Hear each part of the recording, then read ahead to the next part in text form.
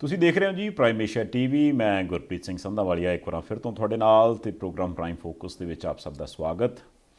ਗੱਲ ਹੈ ਜੀ ਕਿ ਵੀ ਜੋ ਪਿਛਲੇ ਇੱਕ ਡੇਢ ਦਿਨ ਤੋਂ ਘਟਦਾ ਵਾਪਰਦਾ ਪਿਆ ਉਹ ਅੱਗੇ ਤੋਂ ਅੱਗੇ ਜਿੱਥੇ ਕਿਸੇ ਨਾਲ ਵੀ ਕਿਤੇ ਗੱਲ ਕਰੀਏ ਤਾਂ ਹਰੇਕ ਦੀ ਗੱਲ ਉੱਥੇ ਆ ਕੇ ਰੁਕ ਜਾਂਦੀ ਹੈ ਵੀ ਇਹ ਜੋ ਕੁਝ ਵੀ ਹੋਇਆ ਇਹ ਨਹੀਂ ਸੀ ਹੋਣਾ ਚਾਹੀਦਾ। ਪਰ ਉਹ ਸਾਰੇ ਕੁਝ ਦੇ ਵਿੱਚ ਜੋ ਕੁਝ ਹੁਣ ਤੱਕ ਘਟਿਆ ਵਾਪਰਿਆ ਤੇ ਜੋ ਹੁਣ ਅਗਾਂਹ ਅੱਜ ਹੋਣ ਦੀ ਗੱਲ ਉਮੀਦ ਹੈ ਉਹ ਸਾਰੀਆਂ ਗੱਲਾਂ ਬਾਤਾਂ ਅੱਜ ਦੇ ਇਸ ਪ੍ਰੋਗਰਾਮ 'ਚ ਆਪਾਂ ਕਰਾਂਗੇ। ਇਸ ਤੋਂ ਇਲਾਵਾ ਕੁਝ ਹੋਰ ਖਬਰਾਂ ਵੀ ਡਿਸਕਸ ਕਰਾਂਗੇ ਨਾਲ ਆਪਣੇ ਪਰਮਵੀਰ ਬਾਠ ਹੋਰੀ। ਹੋਰ ਬਾਠ ਸਾਹਿਬ ਸਤਿ ਸ਼੍ਰੀ ਅਕਾਲ ਜੀ। ਸਤਿ ਸ਼੍ਰੀ ਅਕਾਲ ਮਹਾਰਾਜ। ਸੰਧਾਲੀਆ ਸਾਹਿਬ ਤੁਸੀਂ ਦੇਖੋ ਕਿ ਡੇਢ ਦਿਨ ਹੋ ਗਿਆ, ਮੈਨੂੰ ਲੱਗਦਾ ਕਿ ਸਾਰਾ ਪੰਜਾਬ ਨਹੀਂ ਸਾਰੇ ਪੰਜਾਬੀ ਉਹ ਸਿੱਧੂ ਮੂਸੇਵਾਲੇ ਦੇ ਕਤਲ, ਉਹਦੀ ਬੇਵਕਤੀ ਜਿਹੜੀ ਉਹ ਮੌਤ ਹੋਈ ਹੈ ਕਿ ਜਦੋਂ ਜਾਣ ਦਾ ਸਮਾਂ ਨਹੀਂ ਸੀ, ਹਜੇ ਤਾਂ ਉਹਦੇ ਹੋਰ ਅੱਗੇ ਵਧਣ ਦਾ ਸਮਾਂ ਸੀ ਠੀਕ ਤਰੀਕੇ ਦੇ ਨਾਲ। ਹੁਣ ਉਹਦੇ ਉੱਤੇ ਹੀ ਚਰਚਾ ਚੱਲਦੀ ਹੈ। ਇੱਕ ਤਾਂ ਉਹ ਸਾਰੀਆਂ ਜਾਣਕਾਰੀਆਂ ਨੇ ਕਿ ਉੱਥੇ ਕੀ ਕੁਝ ਘਟਿਆ ਵਾਪਰਿਆ, ਕੁਝ ਨਵੀਆਂ ਜਾਣਕਾਰੀਆਂ ਨੇ ਆਪਾਂ ਸਾਂਝੀਆਂ ਕਰਾਂਗੇ। ਪਰ ਇੱਕ ਮੁੱਦੇ ਦੇ ਉੱਤੇ ਦੁਨੀਆ ਭਰ ਦੇ ਪੰਜਾਬੀ ਇਕਮੁੱਠ ਨੇ ਕਿ ਪੰਜਾਬ ਖਿੱਤਾ ਰਹਿਣਯੋਗ ਹੋਣਾ ਚਾਹੀਦਾ। ਰਹਿਣਯੋਗ ਉਹਨੇ ਤਾਂ ਹੋਣਾ ਜੇ ਸਾਡੀ ਜ਼ਮੀਨ ਦੇ ਵਿੱਚੋਂ ਉੱਗਦੀ ਪਲਦੀ ਫਸਲ ਜਿਹੜੀ ਹੈ ਉਹ ਖਾਣਯੋਗ ਹੋਵੇ, ਵਧੀਆ, ਸਾਡਾ ਪਾਣੀ ਠੀਕ ਹੋਵੇ, ਸਾਡੇ ਬੱਚਿਆਂ ਨੂੰ ਰੁਜ਼ਗਾਰ ਮਿਲੇ, ਸਾਡਾ ਐਜੂਕੇਸ਼ਨ ਸਿਸਟਮ ਠੀਕ ਹੋਵੇ, ਸਾਡਾ ਸਿਹਤ ਢਾਂਚਾ ਠੀਕ ਹੋਵੇ। ਇਹ 4-5 ਚੀਜ਼ਾਂ ਬੇਸਿਕ ਨੇ ਜਿਹਦੇ ਉੱਤੇ ਆਪਾਂ ਲਗਾਤਾਰ ਪਿਛਲੇ ਕਈ ਵਰ੍ਹਿਆਂ ਤੋਂ ਗੱਲ ਕਰਦੇ ਆ ਰਹੇ। ਪਰ ਹੁਣ ਪਿਛਲੇ ਡੇਢ ਦਿਨ ਤੋਂ ਇਹ ਗੱਲ ਬਹੁਤ ਚੰਗੇ ਤਰੀਕੇ ਚੱਲਦੀ ਹੈ ਕਿ ਹੋ ਸਕਦਾ ਕਿ ਤੁਸੀਂ ਆਪਦੇ ਬੱਚਿਆਂ ਨੂੰ ਪੜ੍ਹਾ ਲਓ, ਹੋ ਸਕਦਾ ਤੁਸੀਂ ਉਹਨੂੰ ਕਿਸੇ ਕੰਮਕਾਰ ਤੇ ਲਾ ਦਿਓ, ਹੋ ਸਕਦਾ ਕਿ ਆਸਾਂ ਅਰਦਾਸਾਂ ਤੋਂ ਬਾਅਦ ਤੁਹਾਡੇ ਬੱਚਿਆਂ ਦਾ ਕੰਮਕਾਰ ਵਧੀਆ ਹੋਵੇ, ਬਿਜ਼ਨਸ ਜੋ ਵੀ ਹੈ ਸਾਰਾ ਕੁਝ ਠੀਕ ਹੋਵੇ, ਹੋ ਸਕਦਾ। ਪਰ ਜੇ ਕੋਈ ਬੰਦਾ ਤੁਹਾਡੇ ਤੋਂ ਫਰੌਤੀਆਂ ਮੰਗ ਰਿਹਾ ਹੈ, ਜੇ ਤੁਸੀਂ ਸ਼ਾਮ ਨੂੰ ਘਰੋਂ ਚੱਲਦੇ ਆ ਤੁਸੀਂ ਰਾਹ ਦੇ ਵਿੱਚ ਸੇਫ ਨਹੀਂ, ਜੇ ਗੋਲੀਆਂ ਦਾ ਖੜਾਕ ਹੈ, ਜੇ ਨਾਜਾਇਜ਼ ਹਥਿਆਰ ਤੁਰੇ ਫਿਰਦੇ ਹੈ, ਜੇ ਗੈਂਗਸਟਰ ਤੁਰੇ ਫਿਰਦੇ ਹੈ, ਜੇ ਦੁਸ਼ਮਣੀਆਂ ਸਿਰੇ ਦੀਆਂ ਵਧੀਆਂ, ਜਾਣੀ ਇੱਦਾਂ ਨਹੀਂ ਹੋਣਾ ਚਾਹੀਦਾ। ਤੁਹਾਡੀ ਜੇਬ 'ਚ ਚਾਹੇ 1 ਰੁਪਈਆ ਹੈਗਾ ਚਾਹੇ ਕਰੋੜ ਰੁਪਈਆ, ਪਰ ਜੇ ਤੁਹਾਨੂੰ ਘਰੋਂ ਨਿਕਲਦਿਆਂ ਤਾਂ ਘਰ ਦੇ ਵਿੱਚ ਬੈਠੇ ਆ ਇਸ ਗੱਲ ਕਰਕੇ ਡਰ ਲੱਗਦਾ ਕਿ ਪਤਾ ਨਹੀਂ ਕਦੋਂ ਕਿਹਨੇ ਆ ਕੇ ਗੋਲੀ ਜਿਹੜੀ ਮੇਰੇ ਵੱਲ ਚਲਾ ਦੇਣੀ ਹੈ, ਫਿਰ ਸੰਧਾਲੀਆ ਸਾਹਿਬ ਸਾਰੀਆਂ ਚੀਜ਼ਾਂ ਬੇਈਮਾਨੀ ਨੇ। ਪੰਜਾਬੀ ਕਿਸੇ ਵੀ ਪਾਰਟੀ ਦੇ ਨਾਲ ਸੰਬੰਧ ਰੱਖਦੇ ਆ, ਕਿਸੇ ਵਿਚਾਰਧਾਰਾ ਦੇ ਨਾਲ ਸੰਬੰਧ ਰੱਖਦੇ ਆ। ਇਸ ਗੱਲ ਦੇ ਉੱਤੇ ਸਾਰਾ ਪੰਜਾਬ ਇਕਮੁੱਠ ਹੋ ਗਿਆ ਕਿ ਅਮਨ ਕਾਨੂੰਨ ਦੀ ਸਥਿਤੀ, ਸ਼ਾਂਤੀ ਦੇ ਨਾਲ ਰਹਿਣਾ, ਬਿਨਾਂ ਡਰ ਤੇ ਭੈ ਤੋਂ ਰਹਿਣਾ, ਬਿਨਾਂ ਲੁੱਟਾਂ ਖੋਹਾਂ ਤੇ ਕਤਲ ਉਗਾਰ ਤੋਂ ਰਹਿਣਾ ਸਭ ਤੋਂ ਜ਼ਰੂਰੀ ਕੰਮ ਇਹ ਹੋ ਗਿਆ। ਇਹ ਗੱਲ ਤਾਂ ਹੈਗੀ ਹੈ ਬਾਠ ਸਾਹਿਬ, ਕਿਉਂਕਿ ਕਾਰਨ ਇਹ ਆ ਵੀ ਇਹ ਜੋ ਘਟਿਆ ਤੇ ਜਿਵੇਂ ਘਟਿਆ, ਪਹਿਲੀ ਗੱਲ ਤੇ ਇਹ ਵੀ ਕਿਸੇ ਦੇ ਵੀ ਇਹ ਚਿੱਤਿਆਂ 'ਚ ਨਹੀਂ ਸੀਗਾ ਵੀ ਇਦਾਂ ਦਾ ਵੀ ਕੁਝ ਹੋ ਜਾਊਗਾ। ਹਾਂ, ਗੱਲ ਇਹ ਆ ਵੀ ਇਹ ਲੋਕਾਂ ਨੂੰ ਜ਼ਰੂਰ ਸੁਣਨ ਨੂੰ ਮਿਲਦਾ ਸੀ ਵੀ ਯਾਰ ਆਹ ਚੀਜ਼ ਜਿਹੜੀ ਆ ਉਹ ਇਸ ਤਰ੍ਹਾਂ ਜੇ ਚੱਲਣ ਲੱਗ ਪਈ। ਪਰ ਉਹ ਕਾਰਨ ਇਹ ਆ ਵੀ ਉਹ ਚੱਲਦੀ ਜ਼ਰੂਰ ਸੀ, ਹੋ ਸਕਦਾ ਵੀ ਉਹ ਪਹਿਲਾਂ ਵੀ ਕਿਤੇ ਇੱਧਰ ਉੱਧਰ 1-2 ਘਟਨਾਵਾਂ ਹੁੰਦੀਆਂ ਹੋਣ, ਪਰ ਕਿਉਂਕਿ ਕਾਰਨ ਇਹ ਆ ਵੀ ਉਹ ਲੋਕ ਉਹ ਜਾਂ ਤਾਂ ਇੰਨੇ ਨੋਨ ਨਹੀਂ ਸੀ ਜਾਂ ਉਹ ਇੰਨੇ ਜਾਣੇ ਪਛਾਣੇ ਚਿਹਰੇ ਨਹੀਂ ਸੀ। ਹਾਲਾਂਕਿ ਜਿਸ ਪਰਿਵਾਰ ਨੂੰ ਉਹਦਾ ਘਾਟਾ ਪੈ ਗਿਆ, ਜਿਹੜੀ ਵੀ ਕੋਈ ਘਟਨਾ ਪਿਛਲੇ ਸਮੇਂ 'ਚ ਵਾਪਰੀ ਹੈ ਉਹ ਓਨਾ ਹੀ ਆ, ਉਹਦੇ 'ਚ ਫਰਕ ਕੋਈ ਨਹੀਂ ਹੈਗਾ। ਪਰ ਹਾਂ, ਬਹੁਤਾ ਕਰਕੇ ਲੋਕਾਂ ਨੂੰ ਨਹੀਂ ਸੀ ਪਤਾ ਵੀ ਯਾਰ ਉਹ ਕੌਣ ਹੈ ਜੀ। ਪਰ ਇਸ ਕੇਸ ਦੇ ਵਿੱਚ ਤਾਂ ਇਹ ਆ ਵੀ ਜਿੰਨਾ ਉਸ ਪਰਿਵਾਰ ਨੂੰ ਘਾਟਾ, ਉਨਾ ਹੀ ਘਾਟਾ ਹਰੇਕ ਉਹ ਪੰਜਾਬੀ ਮਹਿਸੂਸ ਕਰ ਰਿਹਾ ਜਿਹੜਾ ਉਹ ਸਿੱਧੂ ਮੂਸੇਵਾਲੇ ਦੇ ਨਾਲ ਕਿਸੇ ਤਰ੍ਹਾਂ ਵੀ ਜੁੜਿਆ ਸੀ, ਚਾਹੇ ਉਹ ਉਹਦਾ ਪ੍ਰਸ਼ੰਸਕ ਸੀ, ਚਾਹੇ ਉਹ ਉਹਨੂੰ ਜਾਣਦਾ ਸੀ, ਚਾਹੇ ਉਹ ਇੱਕ ਪੋਲੀਟੀਕਲ ਲੀਡਰ ਸੀ ਉਹਦਾ ਕਰਕੇ ਉਹਦੀ ਜਾਣ ਪਛਾਣ ਸੀਗੀ, ਜਾਂ ਫਿਰ ਆਪਾਂ ਵੈਸੇ ਹੀ ਦੇਖ ਲਈਏ ਵੀ ਜਦੋਂ ਬੰਦਾ ਇਹੋ ਜਿਹੀ ਘਟਨਾ ਬਾਰੇ ਸੁਣਦਾ ਤੇ ਫਿਰ ਨਾਲ ਹੀ ਉਹ ਇਹ ਸੋਚਦਾ ਵੀ ਯਾਰ ਇਹੋ ਜਿਹਾ ਕੋਈ ਨੌਜਵਾਨ ਧੀ ਪੁੱਤ ਜੇ ਉਹ ਉਸ ਪਰਿਵਾਰ ਦਾ ਹੋ ਸਕਦਾ ਤੇ ਸਾਡੇ 'ਚ ਵੀ ਹੋ ਸਕਦਾ। ਉਹਦੀ ਜਿਹੜੀ ਮੇਰੇ ਖਿਆਲ ਨਾਲ ਇਹ ਘਟਨਾ ਤੋਂ ਬਾਅਦ ਚਰਚਾ ਛਿੜੀ ਆ ਉਹ ਜਿੱਧਰ ਨੂੰ ਜਾਣੀ ਚਾਹੀਦੀ ਆ। ਮੈਨੂੰ ਲੱਗਦਾ ਵੀ ਜੇ ਇਹ ਪ੍ਰੈਸ਼ਰ ਬਿਲਡਅਪ ਹੁੰਦਾ ਰਹੇ ਤੇ ਸ਼ਾਇਦ ਇੱਕ ਮੋੜਾ ਪੈ ਜਾਏ। ਆਪਾਂ ਕਿਸੇ ਕਰਦੇ ਨੇ ਵੀ ਅੱਤ ਖੁਦਾ ਦੇ ਵੈਰ ਵਾਲੀ ਗੱਲ ਹੋ ਜਾਂਦੀ, ਹੁਣ ਜੇ ਅੱਤ ਵਾਲੀ ਗੱਲ ਕਰ ਲਈਏ ਤੇ ਅੱਤ ਤੇ ਪੂਰੀ ਹੋ ਗਈ ਜੀ। ਹੁਣ ਇੱਥੋਂ ਮੋੜਾ ਹਰੇਕ ਬੰਦਾ ਇਹੀ ਐਕਸਪੈਕਟ ਕਰਦਾ ਵੀ ਚੰਗੇ ਵਾਲੇ ਪਾਸੇ ਨੂੰ ਪੈ ਜਾਵੇ। ਇਹਦੋਂ ਵੱਧ ਤੇ ਆਪਾਂ ਨੁਕਸਾਨ ਨਹੀਂ ਨਾ ਕਰਾਉਣਾ ਜਿੰਨਾ ਆਪਾਂ ਕਰਾ ਬੈਠੇ। ਇਹ ਦਰੁਸਤ ਹੈ ਸੰਧਾਲੀਆ ਸਾਹਿਬ ਤੁਹਾਡੀ ਗੱਲ। ਤੁਸੀਂ ਦੇਖੋ ਕਿ 4 ਅੱਖਰ ਟਾਈਪ ਕੀਤੇ ਜਾਂਦੇ ਆ, ਜ਼ਿੰਮੇਵਾਰੀ ਲਈ ਜਾਂਦੀ ਹੈ ਕਿ ਅਸੀਂ ਕਤਲ ਦੀ ਜ਼ਿੰਮੇਵਾਰੀ ਲੈਂਦੇ ਹਾਂ ਕਿ ਇਹ ਬੰਦੇ ਨੇ ਆਹ ਕੀਤਾ ਸੀ ਤੇ ਉਹ ਕਤਲ ਦੀ ਜ਼ਿੰਮੇਵਾਰੀ ਲੈਣ ਵਾਲੇ ਬੰਦੇ ਮੌਜੂਦ ਨੇ ਜਿਹਨੇ ਵੀ ਜ਼ਿੰਮੇਵਾਰੀ ਲਈ ਹੈ। ਇੰਨਾ ਸੌਖਾ ਹੋ ਗਿਆ ਕੰਮ ਕਿ ਤੁਸੀਂ ਮੁੰਡਾ ਮਾਰਦੇ ਹੋ, ਕਤਲ ਦੀ ਜ਼ਿੰਮੇਵਾਰੀ ਲੈ ਲਓ ਤਾਂ ਬਸ ਠੀਕ ਠਾਕ ਆ। ਉਹ ਸਰਕਾਰਾਂ ਤੋਂ ਵੀ ਵੱਡੇ ਹੋ ਗਏ, ਉਹ ਕਾਨੂੰਨ ਤੋਂ ਵੀ ਵੱਡੇ ਹੋ ਗਏ। ਦੁਨੀਆ ਭਰ ਦੇ ਬਹੁ ਗਿਣਤੀ ਲੋਕ ਇਨਸਾਫ ਪਸੰਦ ਨੇ, ਦੁਨੀਆ ਭਰ ਦੇ ਵਿੱਚ ਵਸਦੇ ਬਹੁ ਗਿਣਤੀ ਪੰਜਾਬੀ ਇਨਸਾਫ ਪਸੰਦ ਨੇ, ਕਦੇ ਗੋਲੀ ਦਾ ਖੜਾਕ ਕਤਲ ਪਸੰਦ ਨਹੀਂ ਕਰਦੇ। ਤੁਸੀਂ ਉਹਨਾਂ ਤੋਂ ਵੀ ਵੱਡੇ ਹੋ ਗਏ। ਯਾਨੀ ਕਿੰਨੇ ਕੁ ਲੋਕ ਹੋਣਗੇ, ਕਿੰਨੇ ਕੁ ਉਹ ਤਾਕਤਵਰ ਹੋਣਗੇ ਜੇ ਭਾਈ ਐਂ ਕਰਕੇ ਬੰਦਾ ਮਾਰ ਦਿੱਤਾ ਤੇ ਐਂ ਕਰਕੇ ਜ਼ਿੰਮੇਵਾਰੀ ਲੈ ਲਈ। ਇੱਕ ਤਾਂ ਹੁੰਦਾ ਨਾ ਕਿ ਕੋਈ ਕੰਮ ਕੀਤਾ ਤੇ ਲੁਕ ਗਏ, ਇਹ ਤਾਂ ਦੂਸਰੀ ਸਟੇਜ ਆ ਗਈ ਕਿ ਤੁਸੀਂ ਦੁਨੀਆ ਭਰ ਦੇ ਵਿੱਚ ਪ੍ਰਸਿੱਧ ਬੰਦਾ ਵੀ ਮਾਰ ਦਿੱਤਾ ਤੇ ਉਹਦੇ ਤੋਂ ਬਾਅਦ ਤੁਸੀਂ ਛਾਤੀ ਦੇ ਉੱਤੇ ਹੱਥ ਮਾਰ ਕੇ ਕਹਿੰਦੇ ਆ ਕਿ ਅਸੀਂ ਕੀਤਾ। ਹੁਣ ਦੁਨੀਆ ਬੜੀ ਵਿਸ਼ਾਲ ਹੈ, ਤਕਨੀਕ ਬੜੀ ਆ ਗਈ, ਅਜੇ ਤੱਕ ਉਹ ਬੰਦੇ ਲੱਭ ਲੈਣੇ ਚਾਹੀਦੇ ਆ। ਜੇ ਭਾਈ ਐਨੇ ਕੀਤਾ ਤੇ ਆਹ ਬੰਦਾ ਅਸੀਂ ਦਬਲ ਦੇਣਾ ਹੀ ਹੁਣ ਇਸ ਮਸਲੇ 'ਚ। ਦੂਸਰਾ, ਸੰਧਾਲੀਆ ਸਾਹਿਬ ਕਿਤੇ ਨਾ ਕਿਤੇ ਇਸ ਮਸਲੇ ਦੇ ਉੱਤੇ ਹੁਣ ਇੱਕ ਗੱਲ ਤਾਂ ਬੜੀ ਸਾਫ਼ ਤੇ ਸਪਸ਼ਟ ਹੈ, ਸਿੱਧੂ ਮੂਸੇਵਾਲਾ ਦਾ ਅੰਤਮ ਸੰਸਕਾਰ ਵੀ ਹੋ ਜਾਣਾ, ਹੌਲੀ ਹੌਲੀ ਲੋਕਾਂ ਨੇ ਆਪਣੇ ਕੰਮਾਂ ਧੰਦਿਆਂ ਦੇ ਉੱਤੇ ਵੀ ਲੱਗ ਜਾਣਾ, ਪਰ ਪੰਜਾਬ ਜਿਹੜੀ ਸਟੇਜ ਦੇ ਉੱਤੇ ਆ ਕੇ ਖੜੋ ਗਿਆ, ਇਹ ਜਿੱਦਾਂ ਤੁਸੀਂ ਗੱਲ ਕਹੀ ਸੀ ਕਿ ਇੱਥੋਂ ਇੱਕ ਮੋੜਾ ਪੈ ਸਕਦਾ। ਕਿਉਂਕਿ ਹੋ ਸਕਦਾ ਕਿ ਜਿੱਦਾਂ ਦੇ ਗੀਤ ਸਿੱਧੂ ਮੂਸੇਵਾਲੇ ਨੇ ਲਿਖੇ ਤੇ ਗਾਏ, ਉਹਦੇ ਤੇ ਵੈਸੇ ਤਾਂ ਉਹਨੇ ਮਾਂ ਤੇ ਬਾਪੂ ਦੇ ਵੀ ਗੀਤ ਗਾਏ, ਪਰ ਬਹੁਤੇ ਗੀਤਾਂ ਦਾ ਜਿਹਦਾ ਚਰਚਾ ਚੱਲਦੀ ਸੀ, ਬਹੁਤ ਸਾਰੀ ਆਲੋਚਨਾ ਹੁੰਦੀ ਸੀ। ਆਪਾਂ ਕਈ ਬੰਦਿਆਂ ਦੀਆਂ ਬਾਅਦ ਵਿੱਚ ਗੱਲਾਂ ਪੜ੍ਹਦੇ ਹੁੰਦੇ ਜੀ, ਉਹ ਬਚਪਨ ਦੇ ਵਿੱਚ ਇਦਾਂ ਦਾ ਸੁਭਾਅ ਸੀ, ਫਿਰ ਸ਼ੁਰੂ ਦੇ ਵਿੱਚ ਉਹਨੇ ਆਹ ਕੰਮ ਕਰਨਾ ਸ਼ੁਰੂ ਕੀਤਾ, ਬਾਅਦ ਦੇ ਵਿੱਚ ਇੱਕਦਮ ਉਹਦੇ ਕੰਮਾਂ 'ਚ ਤਬਦੀਲੀ ਆ ਗਈ, ਫਿਰ ਉਹ ਇੱਧਰਲੇ ਪਾਸੇ ਨੂੰ ਗਿਆ ਤਾਂ ਦੁਨੀਆ ਦੇ ਵਿੱਚ ਛਾ ਗਿਆ ਜੀ ਬੰਦਾ। ਅਸੀਂ ਚਾਹੁੰਦੇ ਸੀ ਕਿ ਭਾਈ ਉਹਦੀ ਉਮਰ ਲੰਮੀ ਹੁੰਦੀ ਤੇ ਉਸ ਬੰਦੇ ਦੇ ਬਾਬਤ ਜਿੰਨੀ ਦੁਨੀਆ 'ਚੋਂ ਪ੍ਰਸਿੱਧ ਹੋ ਗਿਆ ਸੀ, ਜਿੰਨਾ ਯੂਥ ਉਹਦੇ ਪਿੱਛੇ ਸੀ, ਸੰਧਾਲੀਆ ਸਾਹਿਬ ਜਿੰਨਾ ਅੰਨਾ ਯਕੀਨ ਤੇ ਵਿਸ਼ਵਾਸ ਯੂਥ ਉਹਦੇ ਤੇ ਕਰਦਾ ਸੀ, ਜਿਨ੍ਹਾਂ ਨੇ ਅਜੇ ਵੱਡੇ ਹੋਣਾ, ਤੇ ਸਿੱਧੂ ਮੂਸੇਵਾਲੇ ਦੀ ਕਲਾਕਾਰੀ ਦੇ ਵਿੱਚ, ਉਹਦੀਆਂ ਲਿਖਤਾਂ ਦੇ ਵਿੱਚ ਹੋ ਸਕਦਾ ਕਿ ਐਸਾ ਮੋੜਾ ਆਉਂਦਾ ਉਹ ਸਾਰੇ ਯੂਥ ਨੂੰ ਮੋੜਾ ਦੇਣ ਦੇ ਸਮਰੱਥ ਸੀ। ਬਾਕੀ ਦਸਤਾਰ ਦੀ ਗੱਲ ਹੁੰਦੀ ਹੈ ਕਿ ਭਾਈ ਦੁਨੀਆ ਭਰ ਦੇ ਵਿੱਚ ਦਸਤਾਰ ਦੀ ਪਹਿਚਾਣ ਦੀ ਗੱਲ, ਹੋ ਸਕਦਾ ਕਿ ਭਲਕ ਨੂੰ ਉਹਦੀ ਵਿਚਾਰਧਾਰਾ ਨੇ ਕਿੱਧਰ ਨੂੰ ਮੋੜ ਲੈਣਾ ਸੀ, ਤੇ ਜਿਹੜਾ ਕੰਮ ਲੱਖਾਂ ਲੋਕਾਂ ਨੂੰ ਦਰਜਨਾਂ ਸਾਲ ਲਾ ਕੇ ਵੀ ਸ਼ਾਇਦ ਨਹੀਂ ਸੀ ਹੋ ਸਕਣਾ, ਪਰ ਉਹ ਕਿਉਂਕਿ ਦਸਤਾਰ ਬਣ ਕੇ ਹਮੇਸ਼ਾ ਆਉਂਦਾ ਸੀ, ਦੁਨੀਆ ਭਰ ਦੇ ਵਿੱਚ ਮਿਲੀਅਨਸ ਲੋਕ ਉਹਨੂੰ ਦੇਖਦੇ ਸੀ। ਹੁਣ ਹਿੰਦੀ ਫਿਲਮ ਜਗਤ ਦੇ ਕਿੰਨੇ ਲੋਕਾਂ ਨੇ ਦੁੱਖ ਦਾ ਪ੍ਰਗਟਾਵਾ ਕੀਤਾ, ਆ ਵੱਡੇ ਵੱਡੇ ਜਿਹੜੇ ਰੈਪਰ ਨੇ ਉਹਨਾਂ ਨੇ ਪੋਸਟਾਂ ਪਾਈਆਂ। ਇਹਦਾ ਮਤਲਬ ਹੈ ਕਿ ਬਹੁਤ ਕੁਝ ਜਿਹੜੀ ਕਿ ਬਾਕੀ ਸਾਰੀ ਦੁਨੀਆ ਤੋਂ ਬੜੀ ਦੂਰ ਤੱਕ ਵੀ ਸੰਭਾਵਨਾ ਨਹੀਂ ਸੀ, ਉਹਦੇ ਚੁਟਕੀ ਵਜਾਉਂਦਿਆਂ ਕੰਮ ਹੋ ਸਕਦੇ ਸੀ। ਨੁਕਸਾਨ ਤਾਂ ਹੋਇਆ ਹੈ, ਇਹ ਪੂਰਾ ਹੋਇਆ। ਤੁਸੀਂ ਇਹ ਦੇਖੋ, ਮੈਂ ਕੁਦਰਤੀ ਇਹ ਨੋਟਿਸ ਕਰਦਾ ਸੀ ਵੀ ਇੱਕ ਤੇ ਹੋ ਗਈ ਭਾਸ਼ਾ ਜਿਹੜੀ ਸਮਝ ਆਉਂਦੀ ਹੈ, ਵੀ ਪੰਜਾਬੀ ਹੋ ਗਈ, ਹਿੰਦੀ ਹੋ ਗਈ, ਜਾਂ ਈਵਨ ਅੰਗਰੇਜ਼ੀ ਹੋ ਗਈ, ਉਹਦੇ 'ਚ ਵੱਖ-ਵੱਖ ਥਾਵਾਂ ਤੋਂ ਜਿੱਥੇ ਜਿੱਥੇ ਵੀ ਕਿਤੇ ਮੀਡੀਆ ਸੀ ਉਹਨੇ ਲਿਖਿਆ। ਪਰ ਤੁਸੀਂ ਦੇਖੋ ਵੀ ਚਾਈਨੀਜ਼ ਭਾਸ਼ਾ ਦੇ ਵਿੱਚ ਉਧਰਲੇ ਮੀਡੀਆ ਵੱਲੋਂ, ਕਿਉਂਕਿ ਆਮ ਤੌਰ 'ਤੇ ਕੀ ਹੁੰਦਾ ਕਿ ਵੀ ਉਹ ਬਹੁਤੀ ਦੁਨੀਆ ਦੇ ਨਾਲ ਲਿੰਕ ਨਹੀਂ ਰੱਖਦੇ, ਪਰ ਜੇ ਉਹਨਾਂ ਭਾਸ਼ਾਵਾਂ ਦੇ ਵਿੱਚ ਵੀ ਉਧਰ ਵੀ ਉਸ ਖਬਰ ਨੂੰ ਪ੍ਰਕਾਸ਼ਿਤ ਕੀਤਾ ਜਾਂਦਾ।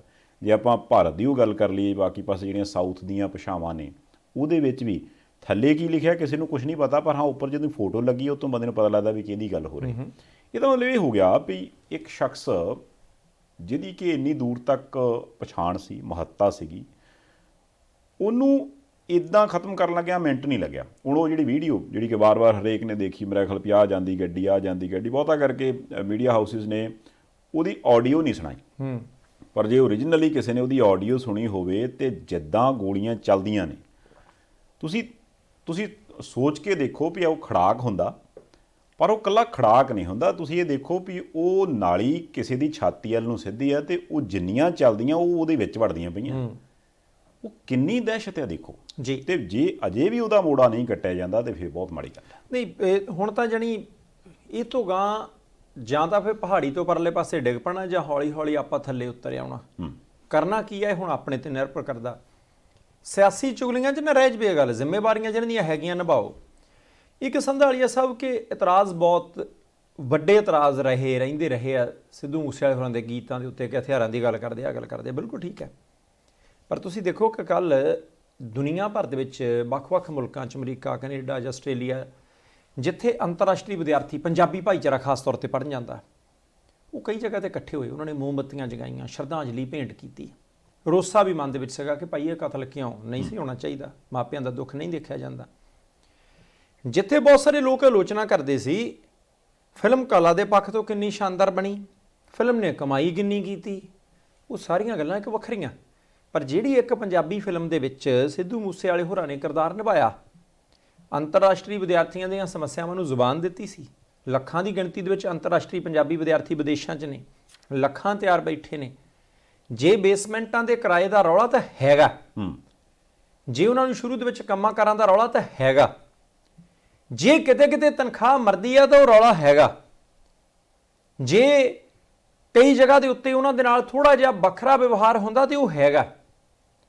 ਉਹਨੂੰ ਕੋਈ ਲੋੜ ਨਹੀਂ ਸੀ ਉਹ ਫਿਲਮ ਬਣਾਉਣ ਦੀ, ਪਰ ਉਹ ਫਿਲਮ ਬਣੀ। ਉਸ ਫਿਲਮ ਦੇ ਵਿੱਚ ਅੰਤਰਰਾਸ਼ਟਰੀ ਜਿਹੜੇ ਵਿਦਿਆਰਥੀ ਨੇ ਉਹਨਾਂ ਦੀਆਂ ਸਮੱਸਿਆਵਾਂ ਨੂੰ ਐਡਰੈਸ ਕੀਤਾ ਗਿਆ, ਤੇ ਲੱਖਾਂ ਵਿਦਿਆਰਥੀ ਐਸੇ ਹੋਣਗੇ ਜਿਹੜੇ ਕਹਿਣਗੇ ਕਿ ਭਾਈ ਉਹਨੇ ਠੀਕ ਕੀਤਾ। ਹੁਣ ਉਹ ਫਿਲਮ ਨੂੰ ਕਲਾ ਦੇ ਪੱਖ ਤੋਂ ਕੋਈ ਕਿੰਨੇ ਨੰਬਰ ਦਿੰਦਾ, ਪਰ ਅੰਤਰਰਾਸ਼ਟਰੀ ਵਿਦਿਆਰਥੀ ਜਿਨ੍ਹਾਂ ਦੇ ਵਿੱਚੋਂ ਬਹੁਤ ਗਿਣਤੀ ਵਿਦਿਆਰਥੀ ਚੰਗੇ ਹੁੰਦੇ ਨੇ, ਮਿਹਨਤ ਕਰਨਾ ਚਾਹੁੰਦੇ ਆ, ਫੀਸਾਂ ਤੋਂ ਵੀ ਤੰਗ ਹੁੰਦੇ ਆ, ਉਹਨਾਂ ਨੇ ਕਦੇ ਕੋਈ ਗਲਤੀ ਨਹੀਂ ਕੀਤੀ ਹੁੰਦੀ। ਉਹਨਾਂ ਨੂੰ ਜਿਹੜਾ ਸਿੱਧੂ ਮੂਸੇਵਾਲਾ ਆਪਣਾ ਲੱਗਾ ਜ਼ਰੂਰ ਸੀ। ਇਹ ਬਿਲਕੁਲ ਲੱਗਾ। ਵੈਸੇ ਵੀ ਤੇ ਜੇ ਆਪਾਂ ਦੇਖਿਆ ਜਾਵੇ ਤੇ ਜੇ ਮੈਂ ਗਲਤ ਨਹੀਂ ਤੇ 16 ਦੇ ਵਿੱਚ ਐਜ਼ ਏ ਸਟੂਡੈਂਟ ਹੀ ਤੇ ਬੰਦਾ ਆਇਆ ਸੀ, ਤੇ 16 ਤੋਂ ਲੈ ਕੇ ਤੇ 18 ਦੇ ਵਿੱਚ ਉਹ ਬੰਦਾ ਉਸ ਪਾਸੇ ਮੁੜ ਜਾਂਦਾ ਵੀ ਮੈਂ ਗਾਇਕੀ ਵਾਲੇ ਪਾਸੇ ਜਾਣਾ, ਤੇ 18 ਤੋਂ ਲੈ ਕੇ ਤੇ 20 ਤੱਕ ਚੜ੍ਹਾਈ ਹੁੰਦੀ ਹੈ, ਤੇ ਉਦੋਂ ਤੋਂ ਨਾਲ ਦੀ ਨਾਲ ਜਿਹੜੀ ਉਹ ਕਹਿ ਲਓ ਕਿ ਕੰਟਰੋਵਰਸੀ ਚੱਲ ਜਾਂਦੀ ਹੈ, ਤੇ 20 ਤੋਂ 22 ਤੱਕ ਦਾ ਸਫ਼ਰ ਆ ਜੂਨ ਮਹੀਨੇ 'ਚ ਕਹਿੰਦੇ ਉਹਦਾ ਦੁਬਾਰਾ ਜਨਮ ਦਿਨ ਸੀਗਾ। ਉਹ ਵਾਲਾ ਜਨਮ ਦਿਨ ਉਹਨੂੰ ਨਸੀਬ ਨਹੀਂ ਹੈ। ਉਸ ਤੋਂ ਪਹਿਲਾਂ ਹੀ ਬੰਦਾ 64 ਸਾਲਾਂ ਦੇ ਵਿੱਚ ਹੀ ਦੇਖ ਲਓ ਵੀ ਕਿੱਥੋਂ ਚੜ੍ਹ ਕੇ ਕਿੱਥੇ ਪਹੁੰਚ ਕੇ ਤੇ ਅਖੀਰ ਉਹ ਕਹਿੰਦੇ ਵੀ ਅੰਬਰਾਂ ਦਾ ਤਾਰਾ ਬਣ ਗਿਆ, ਉਹ ਤੇ ਸਦਾ ਲਈ ਬਣ ਗਿਆ ਇੱਕ ਤਰ੍ਹਾਂ ਨਾਲ ਜੀ। ਤੇ ਨਾਲ ਹੀ ਸੰਧਾਲੀਆ ਸਾਹਿਬ, ਹੁਣ ਤੁਸੀਂ ਦੇਖੋ ਕਿ ਕੱਲ ਸਾਰਾ ਦਿਨ ਇਸ ਗੱਲ ਦੀ ਚਰਚਾ ਰਹੀ ਕਿ ਕੀ ਪੋਸਟਮਾਰਟਮ ਹੋਏਗਾ ਕਿ ਨਹੀਂ ਹੋਏਗਾ, ਕਿਉਂਕਿ ਪੋਸਟਮਾਰਟਮ ਦੇ ਵਿੱਚੋਂ ਪਤਾ ਲੱਗਣਾ ਸੀ ਕਿ ਕਿੰਨਾ ਕੁ ਖਤਰਨਾਕ ਉਹ ਹਮਲਾ ਸੀ ਨਾ। ਉਹ ਤਾਂ ਤੁਹਾਨੂੰ ਨਿਸ਼ਾਨਦੇਹੀ ਦੇ ਆ ਕਈ ਕੁਛ ਹੈ। ਪਰਿਵਾਰ ਨੇ ਕਹਿਤਾ ਜੀ ਅਸੀਂ ਪੋਸਟਮਾਰਟਮ ਨਹੀਂ ਕਰਾਉਣਾ, ਪਹਿਲਾਂ ਬੰਦੇ ਫੜੋ, ਸਾਨੂੰ ਇਨਸਾਫ ਦਿਓ। ਭਗਵੰਤ ਮਾਨ ਸਾਹਿਬ ਮੁੱਖ ਮੰਤਰੀ ਉਹਨਾਂ ਨੇ SIT ਬਣਾਤੀ ਸੀ, ਕਹਿਤਾ ਅਸੀਂ ਇਨਸਾਫ ਦਵਾਵਾਂਗੇ। ਪਰ ਫਿਰ ਬਲਕੌਰ ਸਿੰਘ ਉਹਨਾਂ ਦੇ ਪਿਤਾ ਜੀ ਦਾ ਨਾਂ, ਉਹਨਾਂ ਨੇ ਫਿਰ ਚਿੱਠੀ ਲਿਖੀ ਭਗਵੰਤ ਮਾਨ ਹੋਰਾਂ ਨੂੰ, ਤੇ ਚਿੱਠੀ ਲਿਖ ਕੇ ਕਿਹਾ ਜੀ ਦੇਖੋ ਕਿ ਮੈਂ ਸ਼ੁਭਦੀਪ ਦੀ ਇਨਸਾਫ ਦੀ ਮੰਗ ਕਰਦਾ, ਮੈਂ ਉਹਦਾ ਪਿਤਾ। ਫਿਰ ਉੱਥੇ ਕਿਹਾ ਜੀ ਦੇਖੋ ਆਹ ਚੀਜ਼ਾਂ ਨੇ। ਪਹਿਲੀ ਗੱਲ ਉਹਨਾਂ ਨੇ ਕਿਹਾ ਕਿ ਹਾਈ ਕੋਰਟ ਦੇ ਸਿਟਿੰਗ ਜੱਜ ਤੋਂ ਜਾਂਚ ਕਰਾਓ, ਜਿਹੜੀ ਭਾਰਤ ਦੀ ਬਹੁਤ ਵੱਡੀ ਜਾਂਚ ਏਜੰਸੀ ਹੈ NIA, ਨੈਸ਼ਨਲ ਇਨਵੈਸਟੀਗੇਸ਼ਨ ਏਜੰਸੀ, ਉਹਦਾ ਸਾਥ ਲਓ, CBI ਦਾ ਸਾਥ ਲਓ। ਦੂਸਰੀ ਗੱਲ ਉਹਨਾਂ ਨੇ ਇੱਥੇ ਇਹ ਕਹੀ ਕਿ ਦੇਖੋ ਗੱਲ ਇੱਦਾਂ ਕਿ ਮੇਰੇ ਮੁੰਡੇ ਦਾ ਪੰਜਾਬ ਪੁਲਿਸ ਦੇ ਮੁਖੀ ਹੋਰਾਂ ਨੇ ਗੈਂਗਸਟਰਾਂ ਦੇ ਨਾਲ ਸੰਬੰਧ ਜੋੜਿਆ, ਉਹਨੇ ਪੰਜਾਬ ਦਾ ਨਾਂ ਉੱਚਾ ਕੀਤਾ ਸੀ ਤੇ ਉਹਦਾ ਨਾਂ ਬਦਨਾਮ ਕੀਤਾ, ਜਨਤਕ ਤੌਰ ਦੇ ਉੱਤੇ ਆ ਕੇ ਮਾਫੀ ਮੰਗਣ। ਉਹਦੇ ਤੋਂ ਬਾਅਦ DGP ਹੋਰਾਂ ਨੇ, ਫਿਰ ਭੰਵਰਾ ਸਾਹਿਬ ਨੇ ਪ੍ਰੈਸ ਕਾਨਫਰੰਸ ਕੀਤੀ ਵੀ, ਜਾਂ ਉਹਨਾਂ ਨੇ ਬਿਆਨ ਦਿੱਤਾ ਵੀ। ਉਹ ਕਹਿੰਦੇ ਜੀ ਬਿਲਕੁਲ ਮੈਂ ਉਹਨਾਂ ਦਾ ਨਾਂ ਉੱਧਰ ਨਹੀਂ ਜੋੜਿਆ, ਉਹ ਤਾਂ ਸਾਡਾ ਕਲਚਰਲ ਆਈਕਨ ਸੀ। ਚਲੋ ਉਹ ਵੀ ਗੱਲ ਹੋ ਗਈ। ਭਗਵੰਤ ਮਾਨ ਹੋਰਾਂ ਨੇ ਤੁਰੰਤ ਮਾਨਯੋਗ ਪੰਜਾਬ ਤੇ ਹਰਿਆਣਾ ਹਾਈ ਕੋਰਟ ਹੋਰਾਂ ਦੇ ਸਿਟਿੰਗ ਜੱਜ ਸਾਹਿਬ ਨੂੰ ਲਿਖਤੀ ਭੇਜ ਦਿੱਤਾ ਕਿ ਜਾਂਚ ਕਰਾਈ ਜਾਵੇ, ਤੇ ਪੰਜਾਬ ਸਰਕਾਰ NIA ਤੇ CBI ਜਿਹੜੀ ਵੀ ਜਾਂਚ ਏਜੰਸੀ ਦੀ ਲੋੜ ਹੋਈ ਉਹਨੂੰ ਪੂਰਨ ਰੂਪ ਦੇ ਵਿੱਚ ਸਹਿਯੋਗ ਕਰੂ। ਫਿਰ ਪਰਿਵਾਰ ਪੋਸਟਮਾਰਟਮ ਕਰਾਉਣ ਨੂੰ ਰਾਜ਼ੀ ਹੋਇਆ। ਉਹਦੇ ਤੋਂ ਬਾਅਦ ਫਿਰ ਪਤਾ ਲੱਗਾ ਕਿ ਭਾਈ 1.5 ਦਰਜਨ ਤੋਂ ਵੀ ਵੱਧ ਗੋਲੀਆਂ ਲੱਗੀਆਂ, ਸਿਰ 'ਚ ਵੀ ਗੋਲੀ ਮਾਰੀ ਗਈ। ਜਾਣੀ ਕਿ ਫਿਰ ਉਹੀ ਗੱਲ ਜਿਹੜੀ ਆਪਾਂ ਕੱਲ੍ਹ ਬਾਰ-ਬਾਰ ਕਰਦੇ ਸੀ ਕਿ ਉਹ ਡਰਾਉਣ, ਧਮਕਾਉਣ, ਹਮਲਾ ਕਰਨ ਦੀ ਮਨਸ਼ਾ ਦੇ ਨਾਲ ਨਹੀਂ ਸੀ ਆਏ, ਉਹ ਮਾਪਿਆਂ ਦੇ ਹੱਥੋਂ ਜਵਾਨ ਪੁੱਤ ਖੋਹਣ ਆਏ ਸੀ ਤੇ ਉਹ ਕਤਲ ਕਰਕੇ ਗਏ। ਇਹ ਗੱਲ ਹੈਗੀ। ਦੇਖੋ ਸਟਾਰਟਿੰਗ 'ਚ ਜਦੋਂ ਗੱਲ ਸਾਹਮਣੇ ਆਈ ਸੀ ਉਦੋਂ ਹਰੇਕ ਸ਼ਖਸ ਕਹਿੰਦਾ ਹੈ ਵੀ 6-7 ਗੋਲੀਆਂ ਲੱਗੀਆਂ, ਤੇ ਸ਼ਾਇਦ ਕੋਈ ਬਹੁਤੀ ਖਤਰਨਾਕ ਗੋਲੀ ਨਹੀਂ ਲੱਗੀ ਉਦੋਂ, ਤੇ ਬਚਾਅ ਹੋ ਜਾਵੇ। ਸ਼ੁਰੂ ਦੀ ਰਿਪੋਰਟ ਦੀ ਗੱਲ ਕਰਦਾ। ਫਿਰ ਚਲੋ ਜਦੋਂ ਮੌਤ ਹੋ ਜਾਂਦੀ ਫਿਰ ਕਹਿੰਦੇ ਜੀ ਉਹ ਬਲੱਡ ਲਾਸ ਜ਼ਿਆਦਾ ਹੋ ਗਿਆ ਸੀ ਤਾਂ ਕਰਕੇ। ਪਰ ਹੁਣ ਜਿੱਦਾਂ 1.5 ਦਰਜਨ, ਕੋਈ ਕਹਿੰਦਾ 20 ਤੋਂ ਵੀ ਵੱਧ ਲੱਗੀਆਂ ਨੇ। ਪਰ ਜਿਹੜਾ ਜ਼ਿਆਦਾ ਨੁਕਸਾਨ ਉਹ ਕਹਿੰਦੇ ਵੀ ਸਿਰ 'ਚ ਵੱਜੀ ਗੋਲੀ ਦਾ।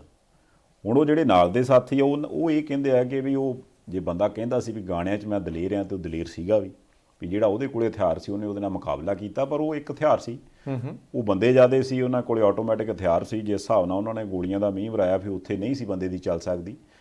ਹੁਣ ਉਹ ਪਤਾ ਨਹੀਂ ਵੀ ਜਿਹੜੀ ਸਿਰ ਵਾਲੀ ਗੋਲੀ ਆ, ਕੁਛ ਕਹਿੰਦੇ ਆ ਵੀ ਉਦੋਂ ਵੱਜੀ ਆ, ਕੁਛ ਕਹਿੰਦੇ ਵੀ ਨਹੀਂ ਬਾਅਦ 'ਚ ਨਿੱਠ ਕੇ ਮਾਰੀ ਆ, ਵੀ ਜਦੋਂ ਬੰਦਾ ਨਿਸਲ ਹੋ ਗਿਆ।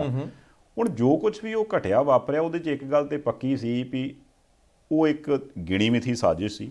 ਪਰ ਜਿਹੜੀ ਘੁੰਮਦੀ ਘਮਾਉਂਦੀ ਗੱਲ ਫਿਰ ਉੱਥੇ ਆ ਕੇ ਚਲੇ ਜਾਂਦੀ ਹੈ ਵੀ ਯਾਰ ਐਸਾ ਕੀ ਕਾਰਨ ਬਣਿਆ ਵੀ ਜਿਹੜੇ 2 ਗਨਮੈਨ ਸੀ ਉਹ ਵੀ ਨਹੀਂ ਨਾਲ ਖੜੇ। ਜੇ ਜਾਣਾ ਹੀ ਸੀ ਰਿਸ਼ਤੇਦਾਰੀ ਤੇ ਚਲੋ ਗੱਡੀ ਤਾਂ ਬੁਲਟ ਪ੍ਰੂਫ ਹੁੰਦੀ, ਪਰ ਉਹ ਗੱਡੀ ਵੀ ਆਮ ਹੋਣੀ, ਉਸ ਤੋਂ ਬਾਅਦ ਉਹ ਬੰਦਿਆਂ ਦਾ ਵੀ ਘਰੇ ਰਹਿ ਜਾਣਾ। ਈਵਨ ਮੇਰਾ ਖਿਆਲ ਉਹਨਾਂ ਦੇ ਪਿਤਾ ਜੀ ਨੇ ਵੀ ਤੇ ਉਹ ਜ਼ਿਕਰ ਕੀਤਾ ਹੀ ਆ ਵੀ ਮੈਂ ਤਾਂ ਸਗੋਂ ਪਿੱਛੇ ਵੀ ਆਇਆ ਸੀ ਉਹਦੇ, ਪਰ ਉਨੀ ਦੇਰ ਨੂੰ ਭਾਣਾ ਵਾਪਰ ਗਿਆ ਸੀ। ਦੇਖੋ ਵੱਖਰੇ ਜਿਹੇ ਤੱਥ ਆ ਰਹੇ ਨੇ, ਅਸੀਂ ਉਹਨਾਂ ਨੂੰ ਬਹੁਤ ਜ਼ਿਆਦਾ ਪਰਚੋਲਣਾ ਨਹੀਂ ਚਾਹੁੰਦੇ ਕਿਉਂਕਿ ਬੰਦਾ ਨਹੀਂ ਮੁੜਨਾ। ਅੱਜ ਜਦੋਂ ਆਪਾਂ ਗੱਲ ਕਰ ਰਹੇ ਹਾਂ ਸੰਧਾਲੀਆ ਸਾਹਿਬ ਤੇ ਸੰਸਕਾਰ ਹੋਣਾ, ਹੁਣ ਤੋਂ ਥੋੜ੍ਹੀ ਦੇਰ ਬਾਅਦ ਮ੍ਰਿਤਕ ਦੇ ਜਿਹੜੀ ਹੈ ਸਿੱਧੂ ਮੂਸੇਵਾਲੇ ਦੀ ਉਹਨਾਂ ਨੇ ਉਸ ਥਾਂ ਤੋਂ ਲਿਆ ਕੇ ਫਿਰ ਦਰਸ਼ਨਾਂ ਦੇ ਲਈ ਰੱਖਣੀ ਹੈ, ਕਿਉਂਕਿ ਚਾਹੁਣ ਵਾਲੇ ਬਹੁਤ ਕਲਕੱਤੇ ਤੋਂ, UP ਤੋਂ, ਦਿੱਲੀ ਤੋਂ ਉਹਨਾਂ ਦੇ ਘਰ ਦੇ ਵਿੱਚ ਤਾਂਤਾ ਲੱਗਿਆ ਹੋਇਆ ਸੀ। ਉਹਦੇ ਤੋਂ ਬਾਅਦ 12 ਕੁ ਵਜੇ ਦੇ ਕਰੀਬ ਸੰਸਕਾਰ ਹੋਊਗਾ। ਹੁਣ ਤੁਸੀਂ ਦੇਖੋ ਕਿ ਉਹਨਾਂ ਦੇ ਪਿਤਾ ਜੀ ਦਾ ਇਹ ਕਹਿਣਾ ਸੀ, ਜੋ ਰਿਪੋਰਟਾਂ ਆਈਆਂ ਨੇ ਕਿ ਘਰੇ ਸੀ, ਗੱਲਬਾਤ ਕਰ ਰਹੇ ਸੀ ਆਪਸ ਦੇ ਵਿੱਚ, ਤਾਂ ਫਿਰ ਬਹਿ ਕੇ ਮਾਸੀ ਦੇ ਚੱਲੇ ਸੀ ਪਤਾ ਲੈਣ। ਦੇਖੋ ਐਡੀ ਵੱਡੀ ਪੱਧਰ ਦੇ ਉੱਤੇ ਪਹੁੰਚ ਕੇ ਵੀ ਜੇ ਬੰਦਾ ਮਾਸੀ ਦਾ ਪਤਾ ਲੈਣ ਜਾਂਦਾ ਤਾਂ ਚੰਗੀ ਗੱਲ ਹੈ ਭਾਈ, ਰਿਸ਼ਤੇਦਾਰੀਆਂ ਥੋੜੇ ਭੁੱਲ ਜਾਈਦੀਆਂ, ਨਹੀਂ ਤਾਂ ਉੱਥੇ ਬੈਠ ਕੇ ਵੀ ਆਰਾਮ ਕਰ ਸਕਦੇ ਸੀ।